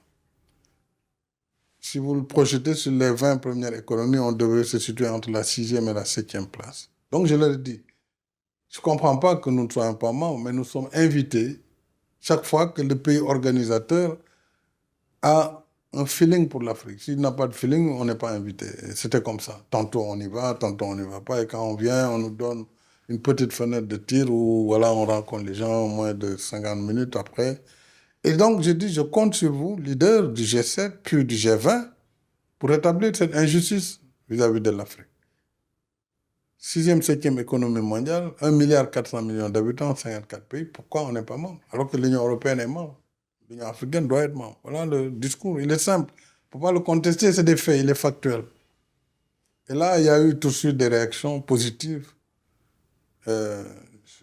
D'abord le président Macron, il faut le dire, et le président Charles Michel. Tout de suite, en Allemagne, on dit qu'ils pensent que c'est un argument de taille qu'il faut soutenir. Et j'ai commencé donc la croisade pour l'admission. Et cette croisade m'a conduit naturellement dans la plupart des pays membres du G20. J'ai saisi par courrier tous les membres du G20. Le président Xi Jinping, le président russe, Poutine, le président des États-Unis, Biden à l'époque, tous les pays membres de l'Europe qui sont au G20, l'Arabie Saoudite. Et tout de suite, j'ai eu des réactions quand même positives. Je vous ai rappelé celle de la France, du président du Conseil européen. Et tout de suite, la Chine a réagi, le président Xi, pour dire non seulement il soutient, mais il engage aussi les BRICS, parce qu'il dirigeait les BRICS à l'époque. La Russie a donné son accord et j'ai poursuivi le combat et finalement les États-Unis en décembre 2023, le président Biden, au cours du sommet USA-Afrique des leaders, l'Amérique a soutenu cette adhésion et ça c'était important. Elle a soutenu aussi la réforme du Conseil de sécurité qui est l'autre combat que nous menons. Comment se fait-il que l'Organisation commune des Nations Unies, évidemment, qui a été créée en 1945-46, fin de la Seconde Guerre, avec 53 pays, garde les mêmes textes, les mêmes structures, les mêmes leviers, 80 ans après. Et donc, nous avons exigé une place de membre permanent au Conseil de sécurité en tant qu'Afrique. Ce débat, depuis 20 ans, il est en cours, on n'avance pas. Et on pense qu'on doit avancer comme on l'a fait pour le G20 et comme le Fonds monétaire international vient de le faire en octroyant un 3e siège à l'Afrique. Parce que maintenant, il y a 25 sièges au conseil d'administration. L'Afrique en a 3. Il n'en avait que 2. Et donc, c'est un combat permanent que nous devons mener pour avoir notre place. Parce que l'Afrique est partie de loin. Et je rappelle le congrès de Berlin. J'aime bien le rappeler parce que quand le chancelier Otto von Bismarck a réuni les puissances européennes pour dire, au lieu que nous nous battions entre nous pour nous partager ce vaste plateau de l'Afrique, concertons-nous et faisons les arrangements entre nous, comme ça on évite de nous battre. Et c'est comme ça que l'Afrique a été morcelée. Quand vous voyez les frontières divisées, balkanisées. Et ça nous suit jusqu'à maintenant. Parce que avec les indépendances, les Africains ont dit, attendez, ne revenons pas sur les frontières. Elles n'ont pas été bonnes, mais si nous revenons, nous allons passer notre temps à faire la guerre les uns contre les autres. Donc, laissons les frontières telles qu'elles ont été héritées de la colonisation, malgré les imperfections. Vous prenez un pays où vous avez la moitié qui est la capitale, la moitié est dans un pays, l'autre est de l'autre côté. Un pays comme la Gambie et le Sénégal, vous voyez comment c'est fait, c'est assez bizarre. Beaucoup de bizarreries, mais c'est l'histoire, on l'a assumé. Et donc, à la création de l'Organisation de l'Unité africaine, c'était une règle sacro-sainte qu'il fallait, pour éviter les guerres entre pays africains, il fallait laisser les frontières telles qu'elles ont été. Par la suite, on a changé un peu. Le Soudan a été cassé pour créer le Soudan du Sud, etc. Mais finalement, cette balkanisation, évidemment, elle a été pour partie responsable de l'absence de la force de l'Afrique. Parce que quand vous prenez le continent, sa superficie, 30 millions de kilomètres carrés. 30 millions. Les États-Unis font 9 millions. La Russie fait 17 millions, c'est le pays le plus vaste. La Chine, pour moins de 9 millions ou 9 millions. Vous pouvez réunir la Chine, les États-Unis et l'Union européenne dans l'Afrique. Donc voilà le territoire. Et il faut le construire. Il est vaste. J'ai l'habitude de dire, pour aller à New York, de Dakar, on fait 7 heures. Pour aller à Cape Town, de Dakar, je fais 9 heures. Pour aller à Djibouti, je fais 9 heures. Pour aller à Addis, c'est 8 heures. Pour aller à Paris, c'est 5 heures. Vous voyez donc la taille du continent. Et sa diversité ethnique, raciale, culturelle. Donc l'Afrique, c'est ce vaste ensemble, ce continent, mais qui mérite toutes les attentions. Et qui a du potentiel. L'Afrique ne vient pas au banquet de l'universel les mains vides. C'est un continent qui vient avec ses ressources humaines, ressources naturelles, ressources minières, son énergie, qui a juste besoin d'avoir sa place normale dans le concert des nations. Sa place, c'est donc qu'on réforme l'organisation qui nous gouverne tous, l'ONU, qu'on réforme également les institutions financières multilatérales, les institutions de Bretton Woods, comme on dit, qu'on nous donne plus de pouvoir, qu'on nous écoute plus, et que le mécanisme qui gouverne aussi la dette, le schéma soit revu. Parce que sinon, tous les pays ont besoin de dette. Quand l'Europe a été détruite après la guerre, il a fallu le plan Marshall. Il a fallu inventer des règles pour leur permettre de financer la reconstruction. La BERD a été créée, on a donné des prêts sur 50 ans, 100 ans. C'est comme ça qu'on reconstruit un pays. Vous ne pouvez pas, après 4 siècles d'esclavage, 1 siècle et demi de colonisation, les pays viennent à l'indépendance. On a essayé, c'est vrai, avec la coopération, de mettre des mécanismes, mais on n'a jamais bénéficié de concours de circonstances qui permettent de lever des ressources abondantes à bon marché et sur le long terme, de façon à bâtir le développement. C'est ça la question de fond. Ce n'est pas vraiment les querelles byzantines qui ont lieu en Afrique sur des choses tout à fait périphériques. Le combat, c'est que, quelle que soit notre volonté, si le mouvement d'ensemble, si le système ne prend pas en compte nos intérêts, on ne s'en sortira pas. D'ailleurs, on l'a vu pendant la Covid. Les grands pays qui ont toujours été les champions de l'orthodoxie financière, on a vu comment ils ont mis de côté tout de suite les critères de convergence sur le déficit. Déficit inférieur à 3%, ils ont tout de suite dégagé ça. Pour dire qu'on peut aller jusqu'à 7, 8, 9%. La Banque centrale européenne a racheté la dette des États. Ils ont mis des mécanismes. C'est normal parce qu'il y a une pandémie, il y a une situation de crise grave. Il fallait des mécanismes nouveaux. Le Fonds monétaire, j'ai salué son action à cette époque, pendant la Covid, a tout de suite réagi pour faire un tirage spécial de DTS de 650 milliards de dollars, mais sur lesquels vous savez combien l'Afrique a? 33 milliards sur 650. Voilà notre poids pouvoir de décision. Et sur les 33, l'Afrique subsaharienne n'a que 23 milliards. Toute l'Afrique subsaharienne. Vous voyez donc. Et pourquoi? Parce qu'au moment de la création, on affecte les droits. Mais ça a été fait et nous avons développé vraiment une coopération très forte avec les pays du Nord, comme on dit, pour que leurs droits de tirage, dont ils n'ont pas besoin, parce qu'ils ont d'autres leviers, qu'ils les rétrocèdent aux pays qui en ont besoin, justement pour financer la réponse Covid, pour financer la fabrication de vaccins, pour financer le développement économique, etc. Il y a eu des efforts, on en était presque à moins de 100 milliards, presque 100 milliards, mais ça prend du temps. Et donc, ces droits de tirage spéciaux, cette réallocation a montré aussi qu'on peut, par la solidarité internationale, la coopération, faire avancer les choses. Mais c'est très lent. Donc nous disons qu'il faut réformer l'architecture financière internationale. Ça, c'est un combat que nous devons poursuivre. Nous, en tant qu'Afrique unie, Union africaine, l'Union africaine doit prendre le débat de la dette entre ses mains. Parce que chaque pays, nous ne pesons pas grand-chose. Ils sont très petits, territorialement parlant. Population très petite, à part quelques grands pays de l'Afrique, où vous avez le Nigeria, l'Éthiopie, la RDC et l'Égypte. Le reste, voilà. Vous avez quelques pays comme la Tanzanie, 80 millions. Après, voilà. Mais après, vous avez peut-être une vingtaine de pays qui n'ont même pas 10 millions ou 15 millions. Ça ne pèse pas. Mais ensemble, on est comme la Chine ou l'Inde. Et on pèse. Donc, c'est cette prise de conscience qu'on doit avoir en Afrique.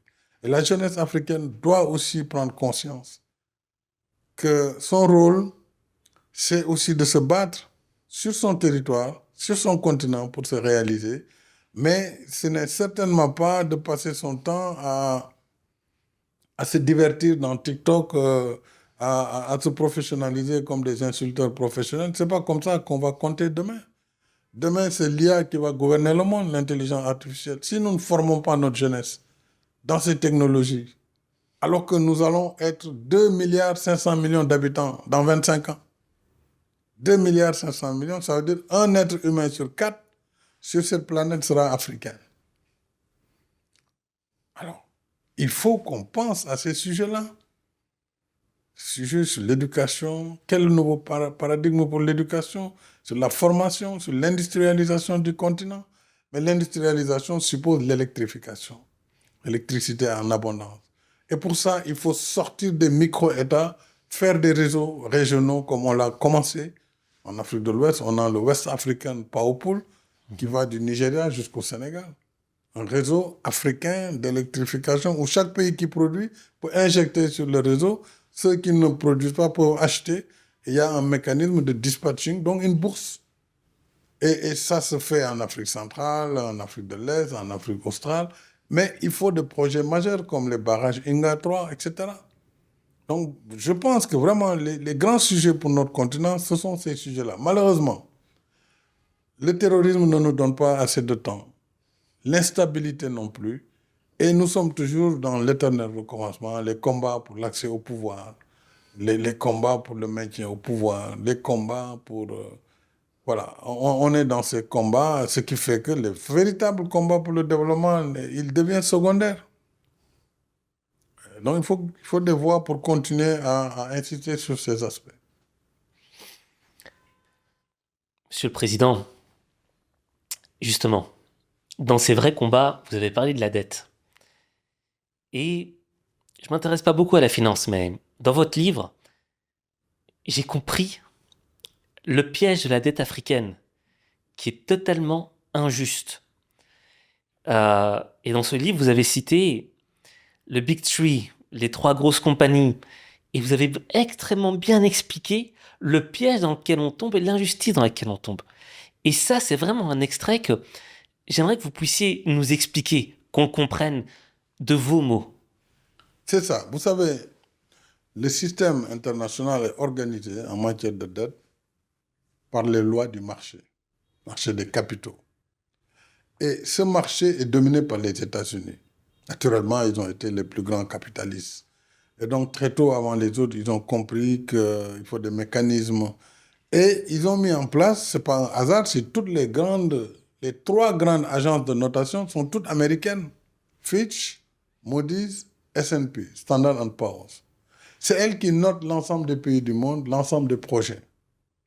Et en fonction de la notation qu'ils vous donnent, votre positionnement détermine le niveau de risque qui vous est affecté. Et selon le niveau de risque, évidemment, vous payez des assurances qui peuvent être très élevées parce que vous êtes perçu comme un pays à risque. Et donc, vous vous endettez plus cher. En général, en Afrique, les gens ils s'endettent 5 fois, voire 8 fois plus cher que les pays européens. Même si parfois, il y a eu des pays européens qui ont été en défaut. Je ne vais pas les citer. On s'endette 5 fois, voire 8 fois plus cher. Parce que si on considère que nous sommes un pays à risque, en Afrique, dès qu'un pneu est brûlé, parce qu'il y a une manif, on dit voilà, le pays brûle. C'est l'instabilité. Pourtant, en Occident, ça brûle aussi, mais personne n'en parle. Et ça ne choque pas. C'est pas parce qu'on brûle ou on casse dans les capitales occidentales que ça va affecter forcément leur notation. On a vu pendant la Covid, et ce n'est pas moi qui l'ai dit, ce sont les institutions financières internationales qui l'ont dit, le comité de Bâle, que pendant la Covid, les économies en développement ont été très sévèrement sanctionnées par les agences de notation, pendant que les pays en développement ont largement pu passer la balle, malgré le fait qu'aucun pays n'était prêt à faire face à la Covid. On a manqué de tout, même de masques, on se rappelle. La guerre des masques dans les aéroports chinois pour aller acheter des masques, faire des stocks, garder les vaccins. On manquait du tout pendant la Covid. Pays pauvres comme pays riches.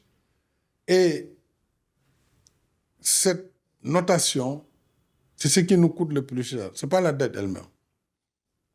Et j'ai, pendant longtemps, en tant que président du NEPAD, mais aussi de l'Union africaine, plaidé avec nos partenaires de l'OCDE pour leur dire, nous voulons commercer avec vous, acheter plus, mais notre problème, c'est que si nous achetons des biens et que nous sommes tenus de les rembourser sur une période de temps très courte, mais le service de la dette devient insoutenable. Donc, il vous faut allonger les périodes de remboursement, donc les maturités, et il faut baisser les taux.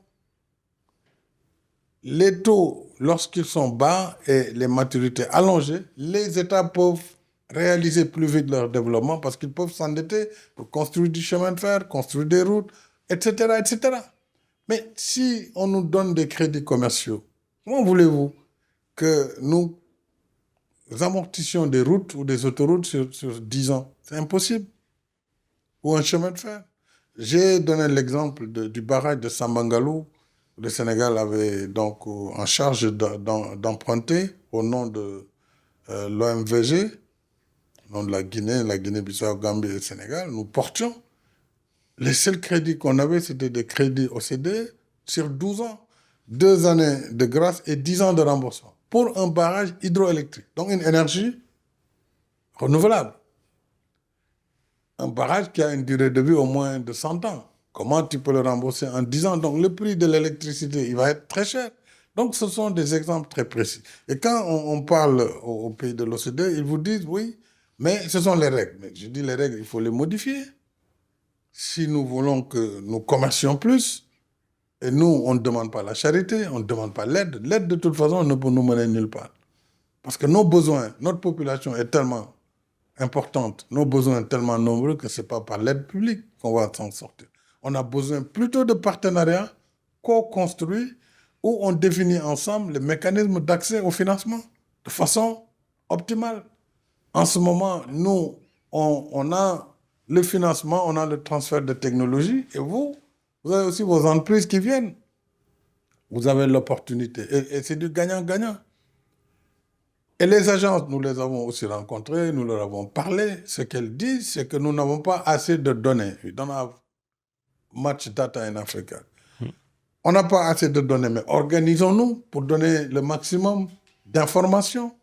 Si vous tenez compte des informations que nos banques locales utilisent, que nos sociétés civiles utilisent, que nos gouvernements utilisent, on peut les organiser. Maintenant, restera comment arranger les données.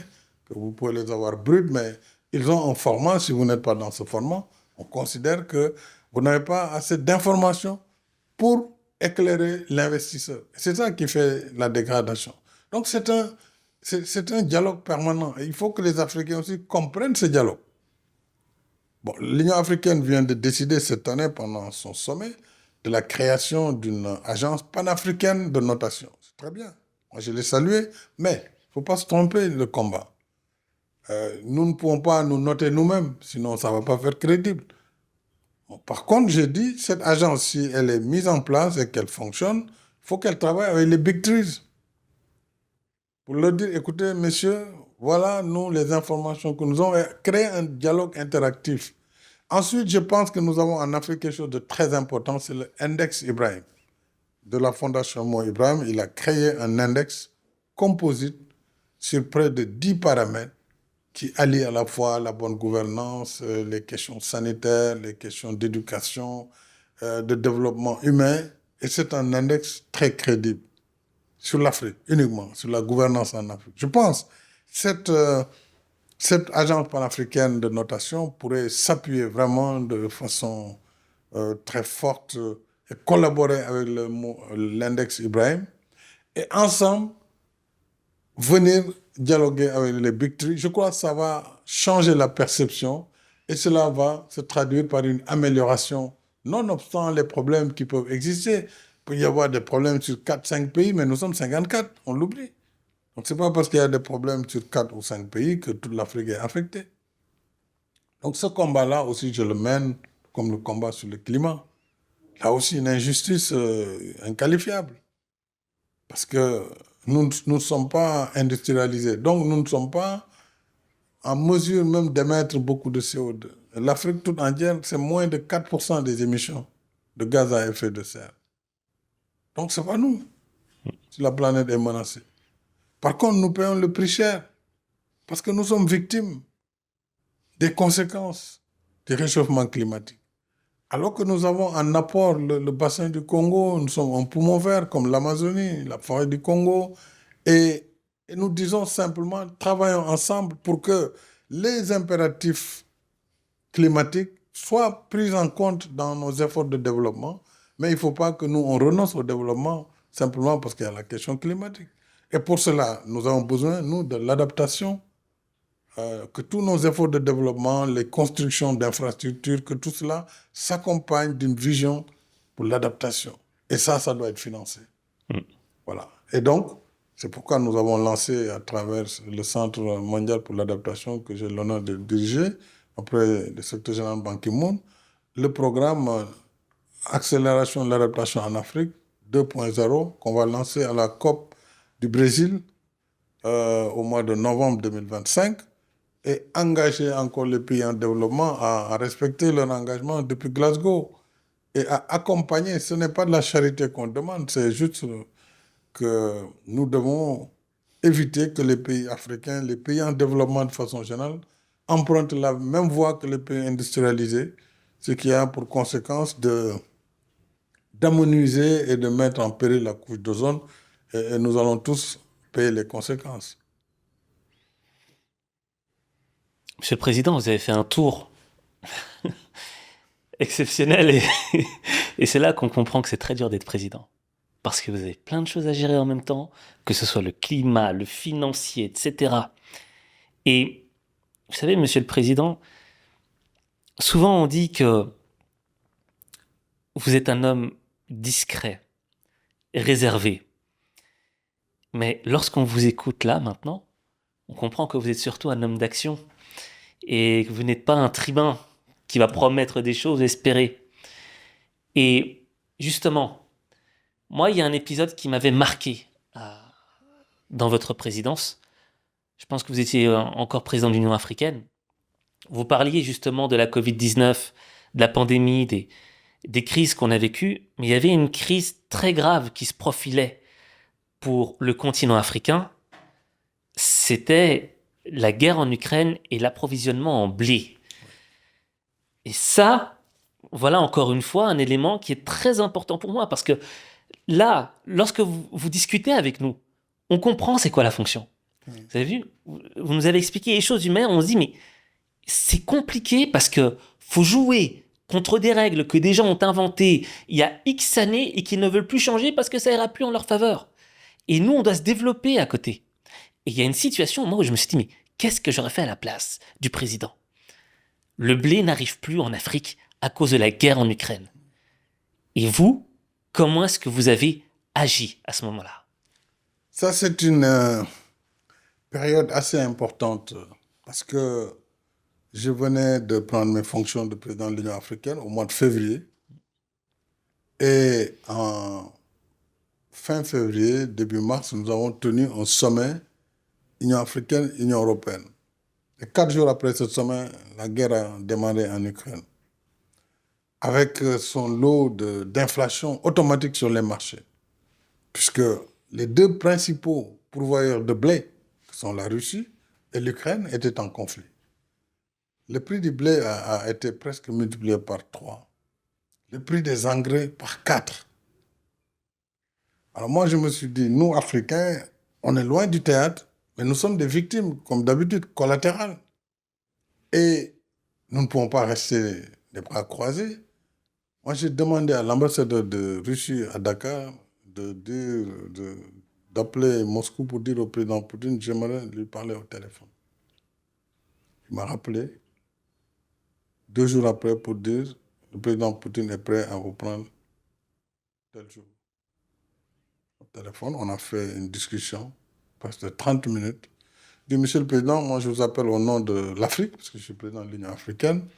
Je pense que cette crise, elle est grave pour nous. Parce que, figurez-vous, nous ne pouvons plus importer de blé, ni de Russie, ni d'Ukraine. De Russie parce qu'il y a eu des sanctions sur le système SWIFT, donc nous ne pouvons pas payer. Nous sommes dans le système international, donc on ne peut plus acheter. Et les prix du blé ont explosé. Les prix des engrais. Le blé aussi, une partie, beaucoup d'Africains achetaient en Ukraine. Donc vraiment, je souhaite que nous trouvions une solution. Et nous souhaitons aussi un cessez-le-feu. C'était à peu près moins d'1 mois après le début des hostilités.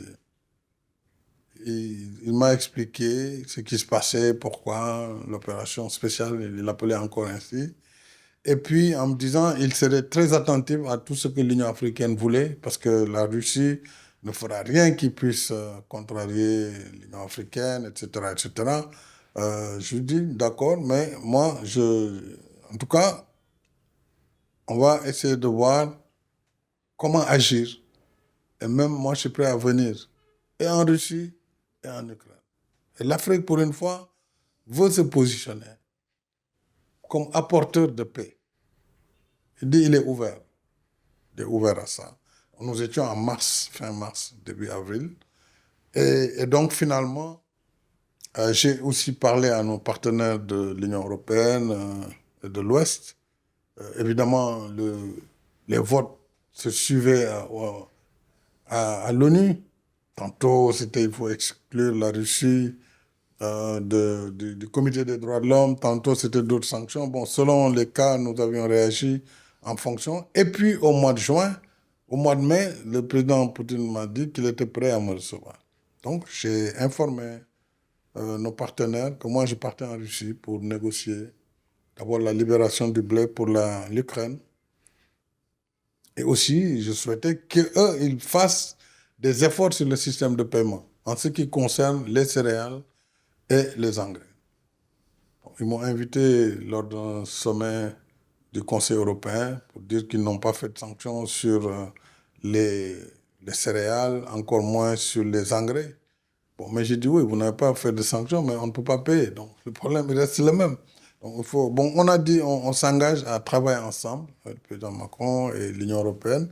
Et je suis parti en Russie, donc à Sochi. Et j'étais le premier chef d'État depuis le déclenchement de la guerre. Le président Poutine m'a reçu pendant 3 heures et quelques. On a échangé. Il m'a dit qu'il était prêt à l'époque à entrevoir la possibilité que Odessa puisse être accessible, le port d'Odessa. Mais que c'était l'autre partie qui avait mis des mines, etc., etc., mais que la Russie n'était pas opposée, elle contrôlerait toutefois tout bateau qui rentre et qui sort, etc. D'ailleurs, c'est le jour où il m'a dit que l'entrée de la Suède et de la Finlande à l'OTAN ne gênait pas la Russie. J'étais surpris. J'ai dit, mais pourtant, vous refusez pour l'Ukraine. Il dit, oui, mais l'Ukraine, c'est autre chose. Il me montre la carte et toute l'histoire du territoire ukrainien. Bref, ça a été une visite très importante. Et après cette visite, j'ai convaincu nos collègues africains d'entreprendre une médiation. Et on a eu un comité de 7 chefs d'État, dont l'Afrique du Sud, le Congo, les Comores. Entre-temps, moi j'ai quitté donc, la présidence et le président des Comores a assumé donc, la fonction. Et je pense qu'il y avait donc, l'Afrique du Sud, le Sénégal. On a monté une mission à Kiev pour rencontrer le président Zelensky. Et par la suite de Kiev, on est allé à Saint-Pétersbourg pour voir quelle contribution on pouvait apporter pour un cessez-le-feu, évidemment, pour la libération des enfants détenus, des enfants ukrainiens, etc. C'était inhabituel de voir l'Afrique se mêler de ces conflits mondiaux. Bon, mais nous avons fait notre devoir, même si nous n'avons pas réussi à apaiser. Mais je crois que ce qui était le plus important, c'était l'audace et le fait de dire nous sommes là et nous comptons et il faut écouter nos voix pour la paix mondiale. Ça a été un moment très important.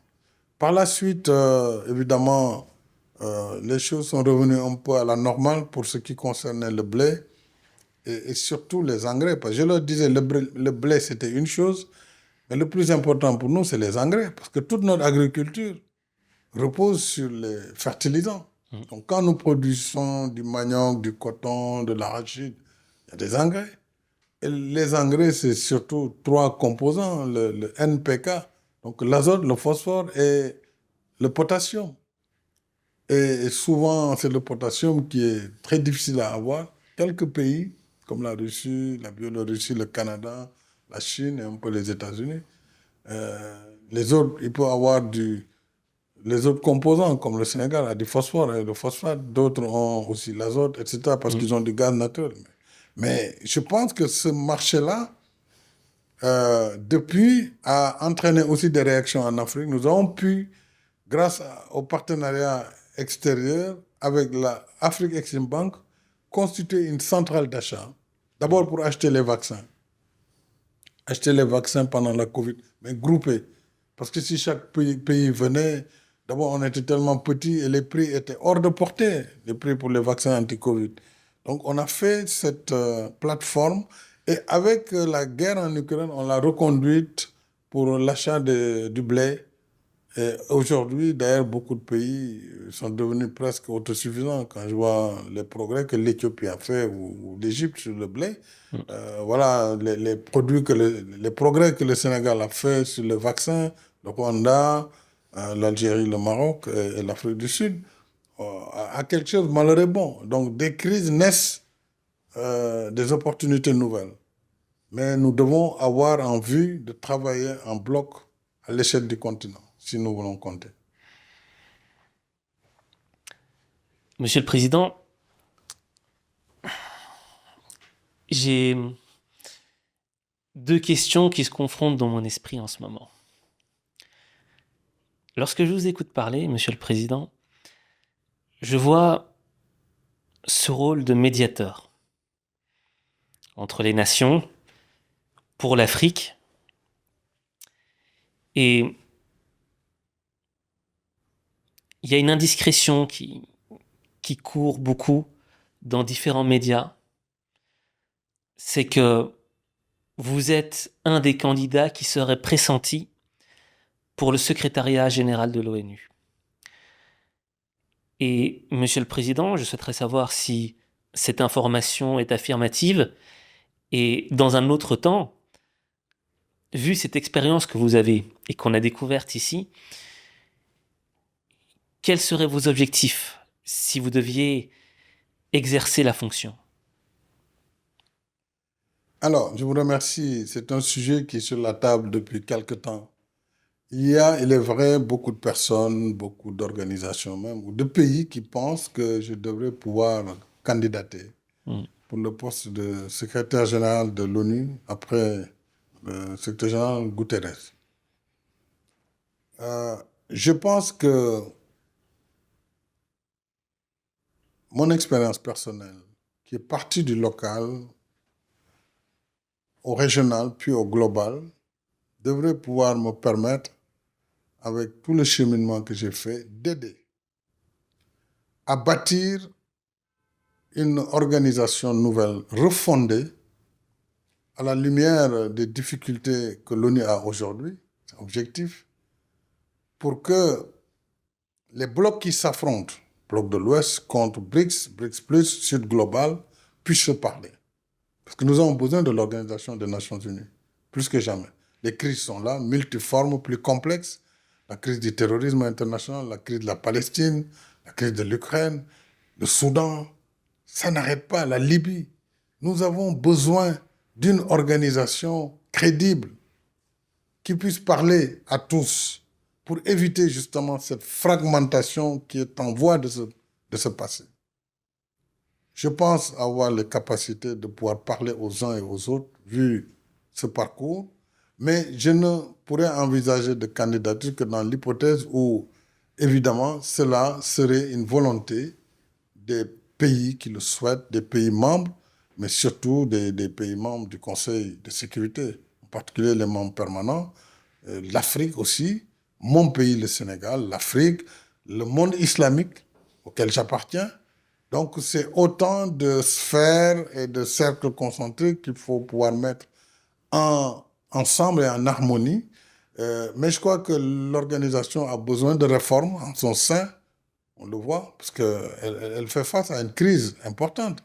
Puisque les États-Unis, eux seuls, ils pèsent 25% du budget. Ils doivent être allégés. On peut comprendre le souci de l'administration américaine. Et il faut diversifier donc les ressources de l'organisation, mais il faut la réformer aussi de façon à la rendre pérenne, mais surtout que tout le monde comprenne que nous ne pouvons pas nous passer du multilatéralisme sans lequel on rentre dans une jungle où c'est la loi du plus fort. Et ça, si on le fait, le monde va s'écrouler. Parce qu'aujourd'hui, les armements sont tels qu'on va détruire la planète et nous allons périr tous. Il faut plus que jamais bâtir cela. Évidemment, je ne suis pas encore candidat, mais je ne l'écarte pas si les gens estiment que je peux apporter modestement ma contribution pour redorer le blason de l'ONU et faire en sorte que vraiment on remette l'ONU au centre de toutes ces crises mondiales. Ce serait marquant parce que on a eu des Africains comme secrétaire général de l'ONU, mais anglophones. Boutros Ghali, c'est l'Égypte, c'est beaucoup plus anglophone. Kofi Annan, c'était le Ghana, je pense, beaucoup plus anglophone. Donc là, c'est vrai que ce serait l'Afrique francophone qui serait représentée avec une expérience assez unique. Et Monsieur le Président, vous voyez, là, je pense que si je me mets à la place du téléspectateur, je prends conscience des qualités à la fois intellectuelles qu'il faut avoir pour avoir votre position, parce que vous nous avez fait une démonstration sur différents niveaux. Les qualités humaines, la résilience, ne pas se laisser aller par la démotivation lorsque tout semble perdu. Et aujourd'hui, Monsieur le Président, moi, la question que je me pose, c'est quoi la vie d'un homme qui a eu ces fonctions-là, qui a parlé avec les plus grands de ce monde, qui a participé à l'histoire du monde? Comment est-ce que, lorsque l'on quitte ce monde-là, comment est-ce qu'on arrive à revenir dans notre monde à nous, le monde du citoyen? Vous l'avez déjà vécu lorsque vous étiez Premier ministre du Sénégal, mais là, c'est une toute autre dimension. L'échelle est beaucoup plus élevée. Est-ce que vous pourriez nous dire, c'est quoi comment s'est passée cette transition? Cette transition, je l'ai vécue de façon sereine, puisque j'ai choisi, moi, d'arrêter mon séjour à la tête de l'État. Tout au moins, de ne pas être candidat pour un nouveau mandat, alors que j'aurais pu, au terme de la Constitution sénégalaise. Mais j'ai choisi de quitter après mes 2 mandats. Donc, dans ma tête, après mon mandat, je devenais un citoyen simple. C'était dans ma tête déjà, avant même de quitter mes fonctions. Parce que ça a été mon choix. Et si on est conscient que ces positions éminentes, elles le sont pendant un moment, pas pour l'éternité, on doit pouvoir assurer la transition sans difficulté. Dans la tête d'abord. Et aussi, on doit pouvoir, après le service public, retrouver la vie normale d'un citoyen. Évidemment, c'est beaucoup plus simple. On n'a plus le faste du pouvoir. Parce que le pouvoir, c'est beaucoup de faste. C'est comme disait Feu Hassan II, Dieu l'a que au paradis. Le pouvoir, c'est les grimaces. Et les grimaces, c'est un peu tous ces feux, tous ces gyrophares, toutes ces sirènes hurlantes, etc. Et donc, il faut pouvoir aller au-delà de ça et revenir à la dimension normale. Moi, cette année-là, par exemple, quand j'ai quitté en avril 2024 le pouvoir, j'ai utilisé l'année 2025, une partie de 2024 et 2025, à beaucoup travailler sur les questions climatiques, en même temps à écrire cet ouvrage. Parce que j'ai dit, si je ne prends pas cette fenêtre de temps, je ne le ferai pas. Même à me remettre au Coran, pour essayer de lire. Parce qu'en général, on récite les versets, on les connaît par cœur, mais on ne comprend pas le sens forcément. Et on ne sait pas lire surtout. Donc, je me suis mis aussi à lire l'arabe, le Coran, à faire ça, à rester connecté à mon parti aussi. J'essaie d'accompagner comme je le peux et d'avoir une activité intellectuelle intense. Et donc, ça m'occupe beaucoup. Et ça me fait aussi beaucoup de déplacements. Donc, je m'occupe, hein, je ne me sens pas du tout seul dans cette période-là. Mais c'est différent de l'exercice du pouvoir, parce que là, c'est la tension permanente. On est au front tout le temps, dans les yeux rivés sur le guidon, donc on n'a pas le temps du recul. Donc, il fallait faire du répit. Et depuis 25 ans, je suis au sommet de l'État. Donc, finalement, c'était une bonne chose d'avoir du recul et de voir le monde autrement et d'envisager l'avenir autrement. Et, Monsieur le Président, je vous ai posé beaucoup de questions. Ah oui, beaucoup, hein. Là, c'est sûr. Mais on a fait le tour et c'était important pour moi de comprendre. Mais là, aujourd'hui, il y a beaucoup de Sénégalais qui nous regardent. Là, aujourd'hui, il y a des Africains qui nous regardent. Il y a des diasporas qui nous regardent. Il y a le monde qui nous regarde. Et comme vous l'avez dit, dans 25 ans, un humain sur 4 sera africain. Absolument. Donc, il y a quelque chose à préparer derrière. Et je pense que l'élément, la variable de la réussite, c'est notre jeunesse. Absolument. Et Monsieur le Président, je vous laisse exprimer un message à cette jeunesse africaine et même mondiale. Et quel est le message que vous souhaiteriez leur partager? Le message est le suivant. D'abord, dans mon ouvrage, les 2 derniers chapitres, c'est l'éducation et le chapitre transmettre.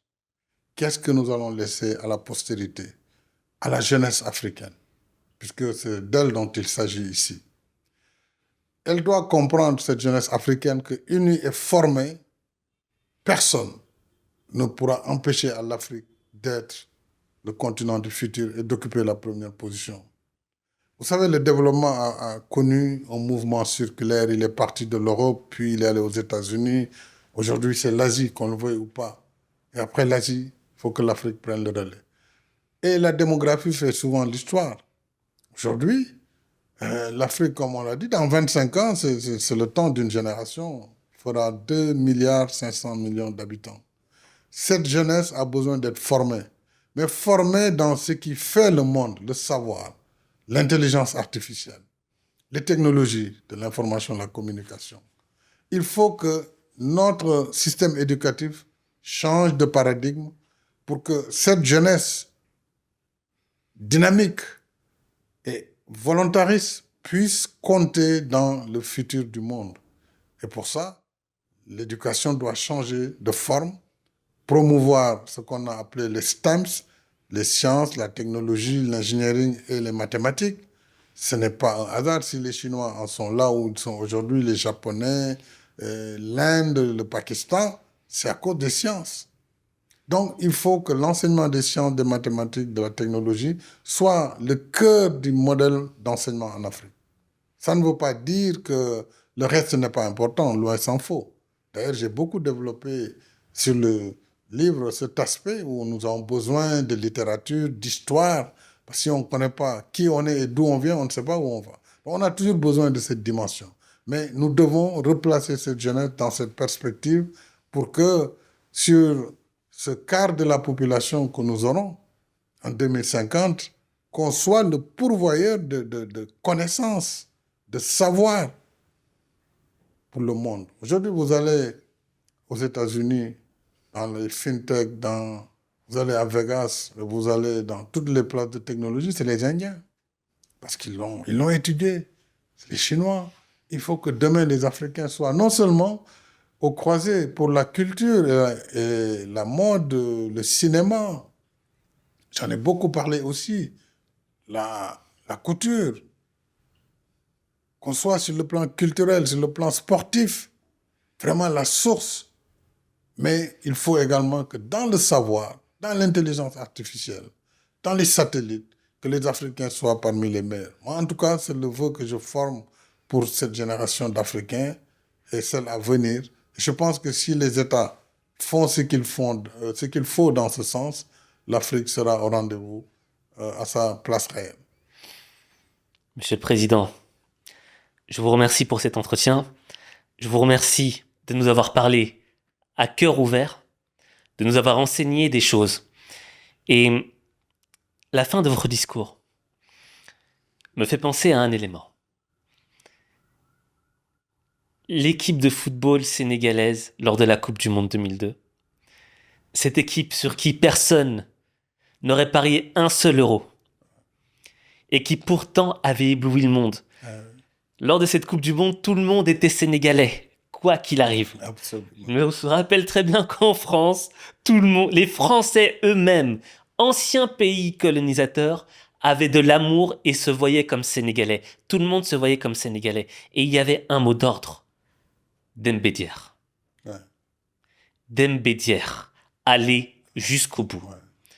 Et à travers votre discours, Monsieur le Président, je me permets de souligner cet aspect Dembédier, mais pas seulement dans le football, mais dans tous les champs dans lesquels l'Africain peut être champion.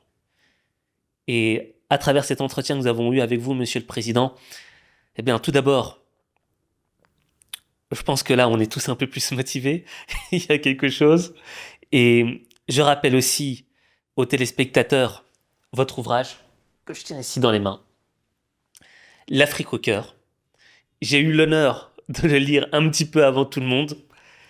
Et que vous dire ? Moi, ce que j'ai ressenti, c'est de l'intelligence. Et je vous l'ai dit au début, c'est un voyage. Mais vous comprenez un petit peu c'est quoi les problématiques du monde. Monsieur le Président l'a dit. Aujourd'hui, on perd notre temps à être des TikTokers, on passe notre temps à scroller, on perd notre temps à faire des choses qui sont inutiles et qui ne nous aident pas à avancer. Or, vous, Monsieur le Président, l'avez dit, le savoir. Le savoir, c'est ça qui va faire de nous des champions. Et ce livre est un concentré de savoir et d'expérience, non pas seulement au cœur de l'Afrique, mais au cœur du monde présent dans lequel on vit aujourd'hui et du monde de demain pour lequel nous devrons être préparés. l'Afrique au cœur de son Excellence, le président du Sénégal, Macky Sall. Monsieur le Président, je vous remercie. Merci beaucoup, Aziz. Nyofar, une autre expression sénégalaise. Nous sommes ensemble. Dembédier. Dembédier. Merci. Merci beaucoup.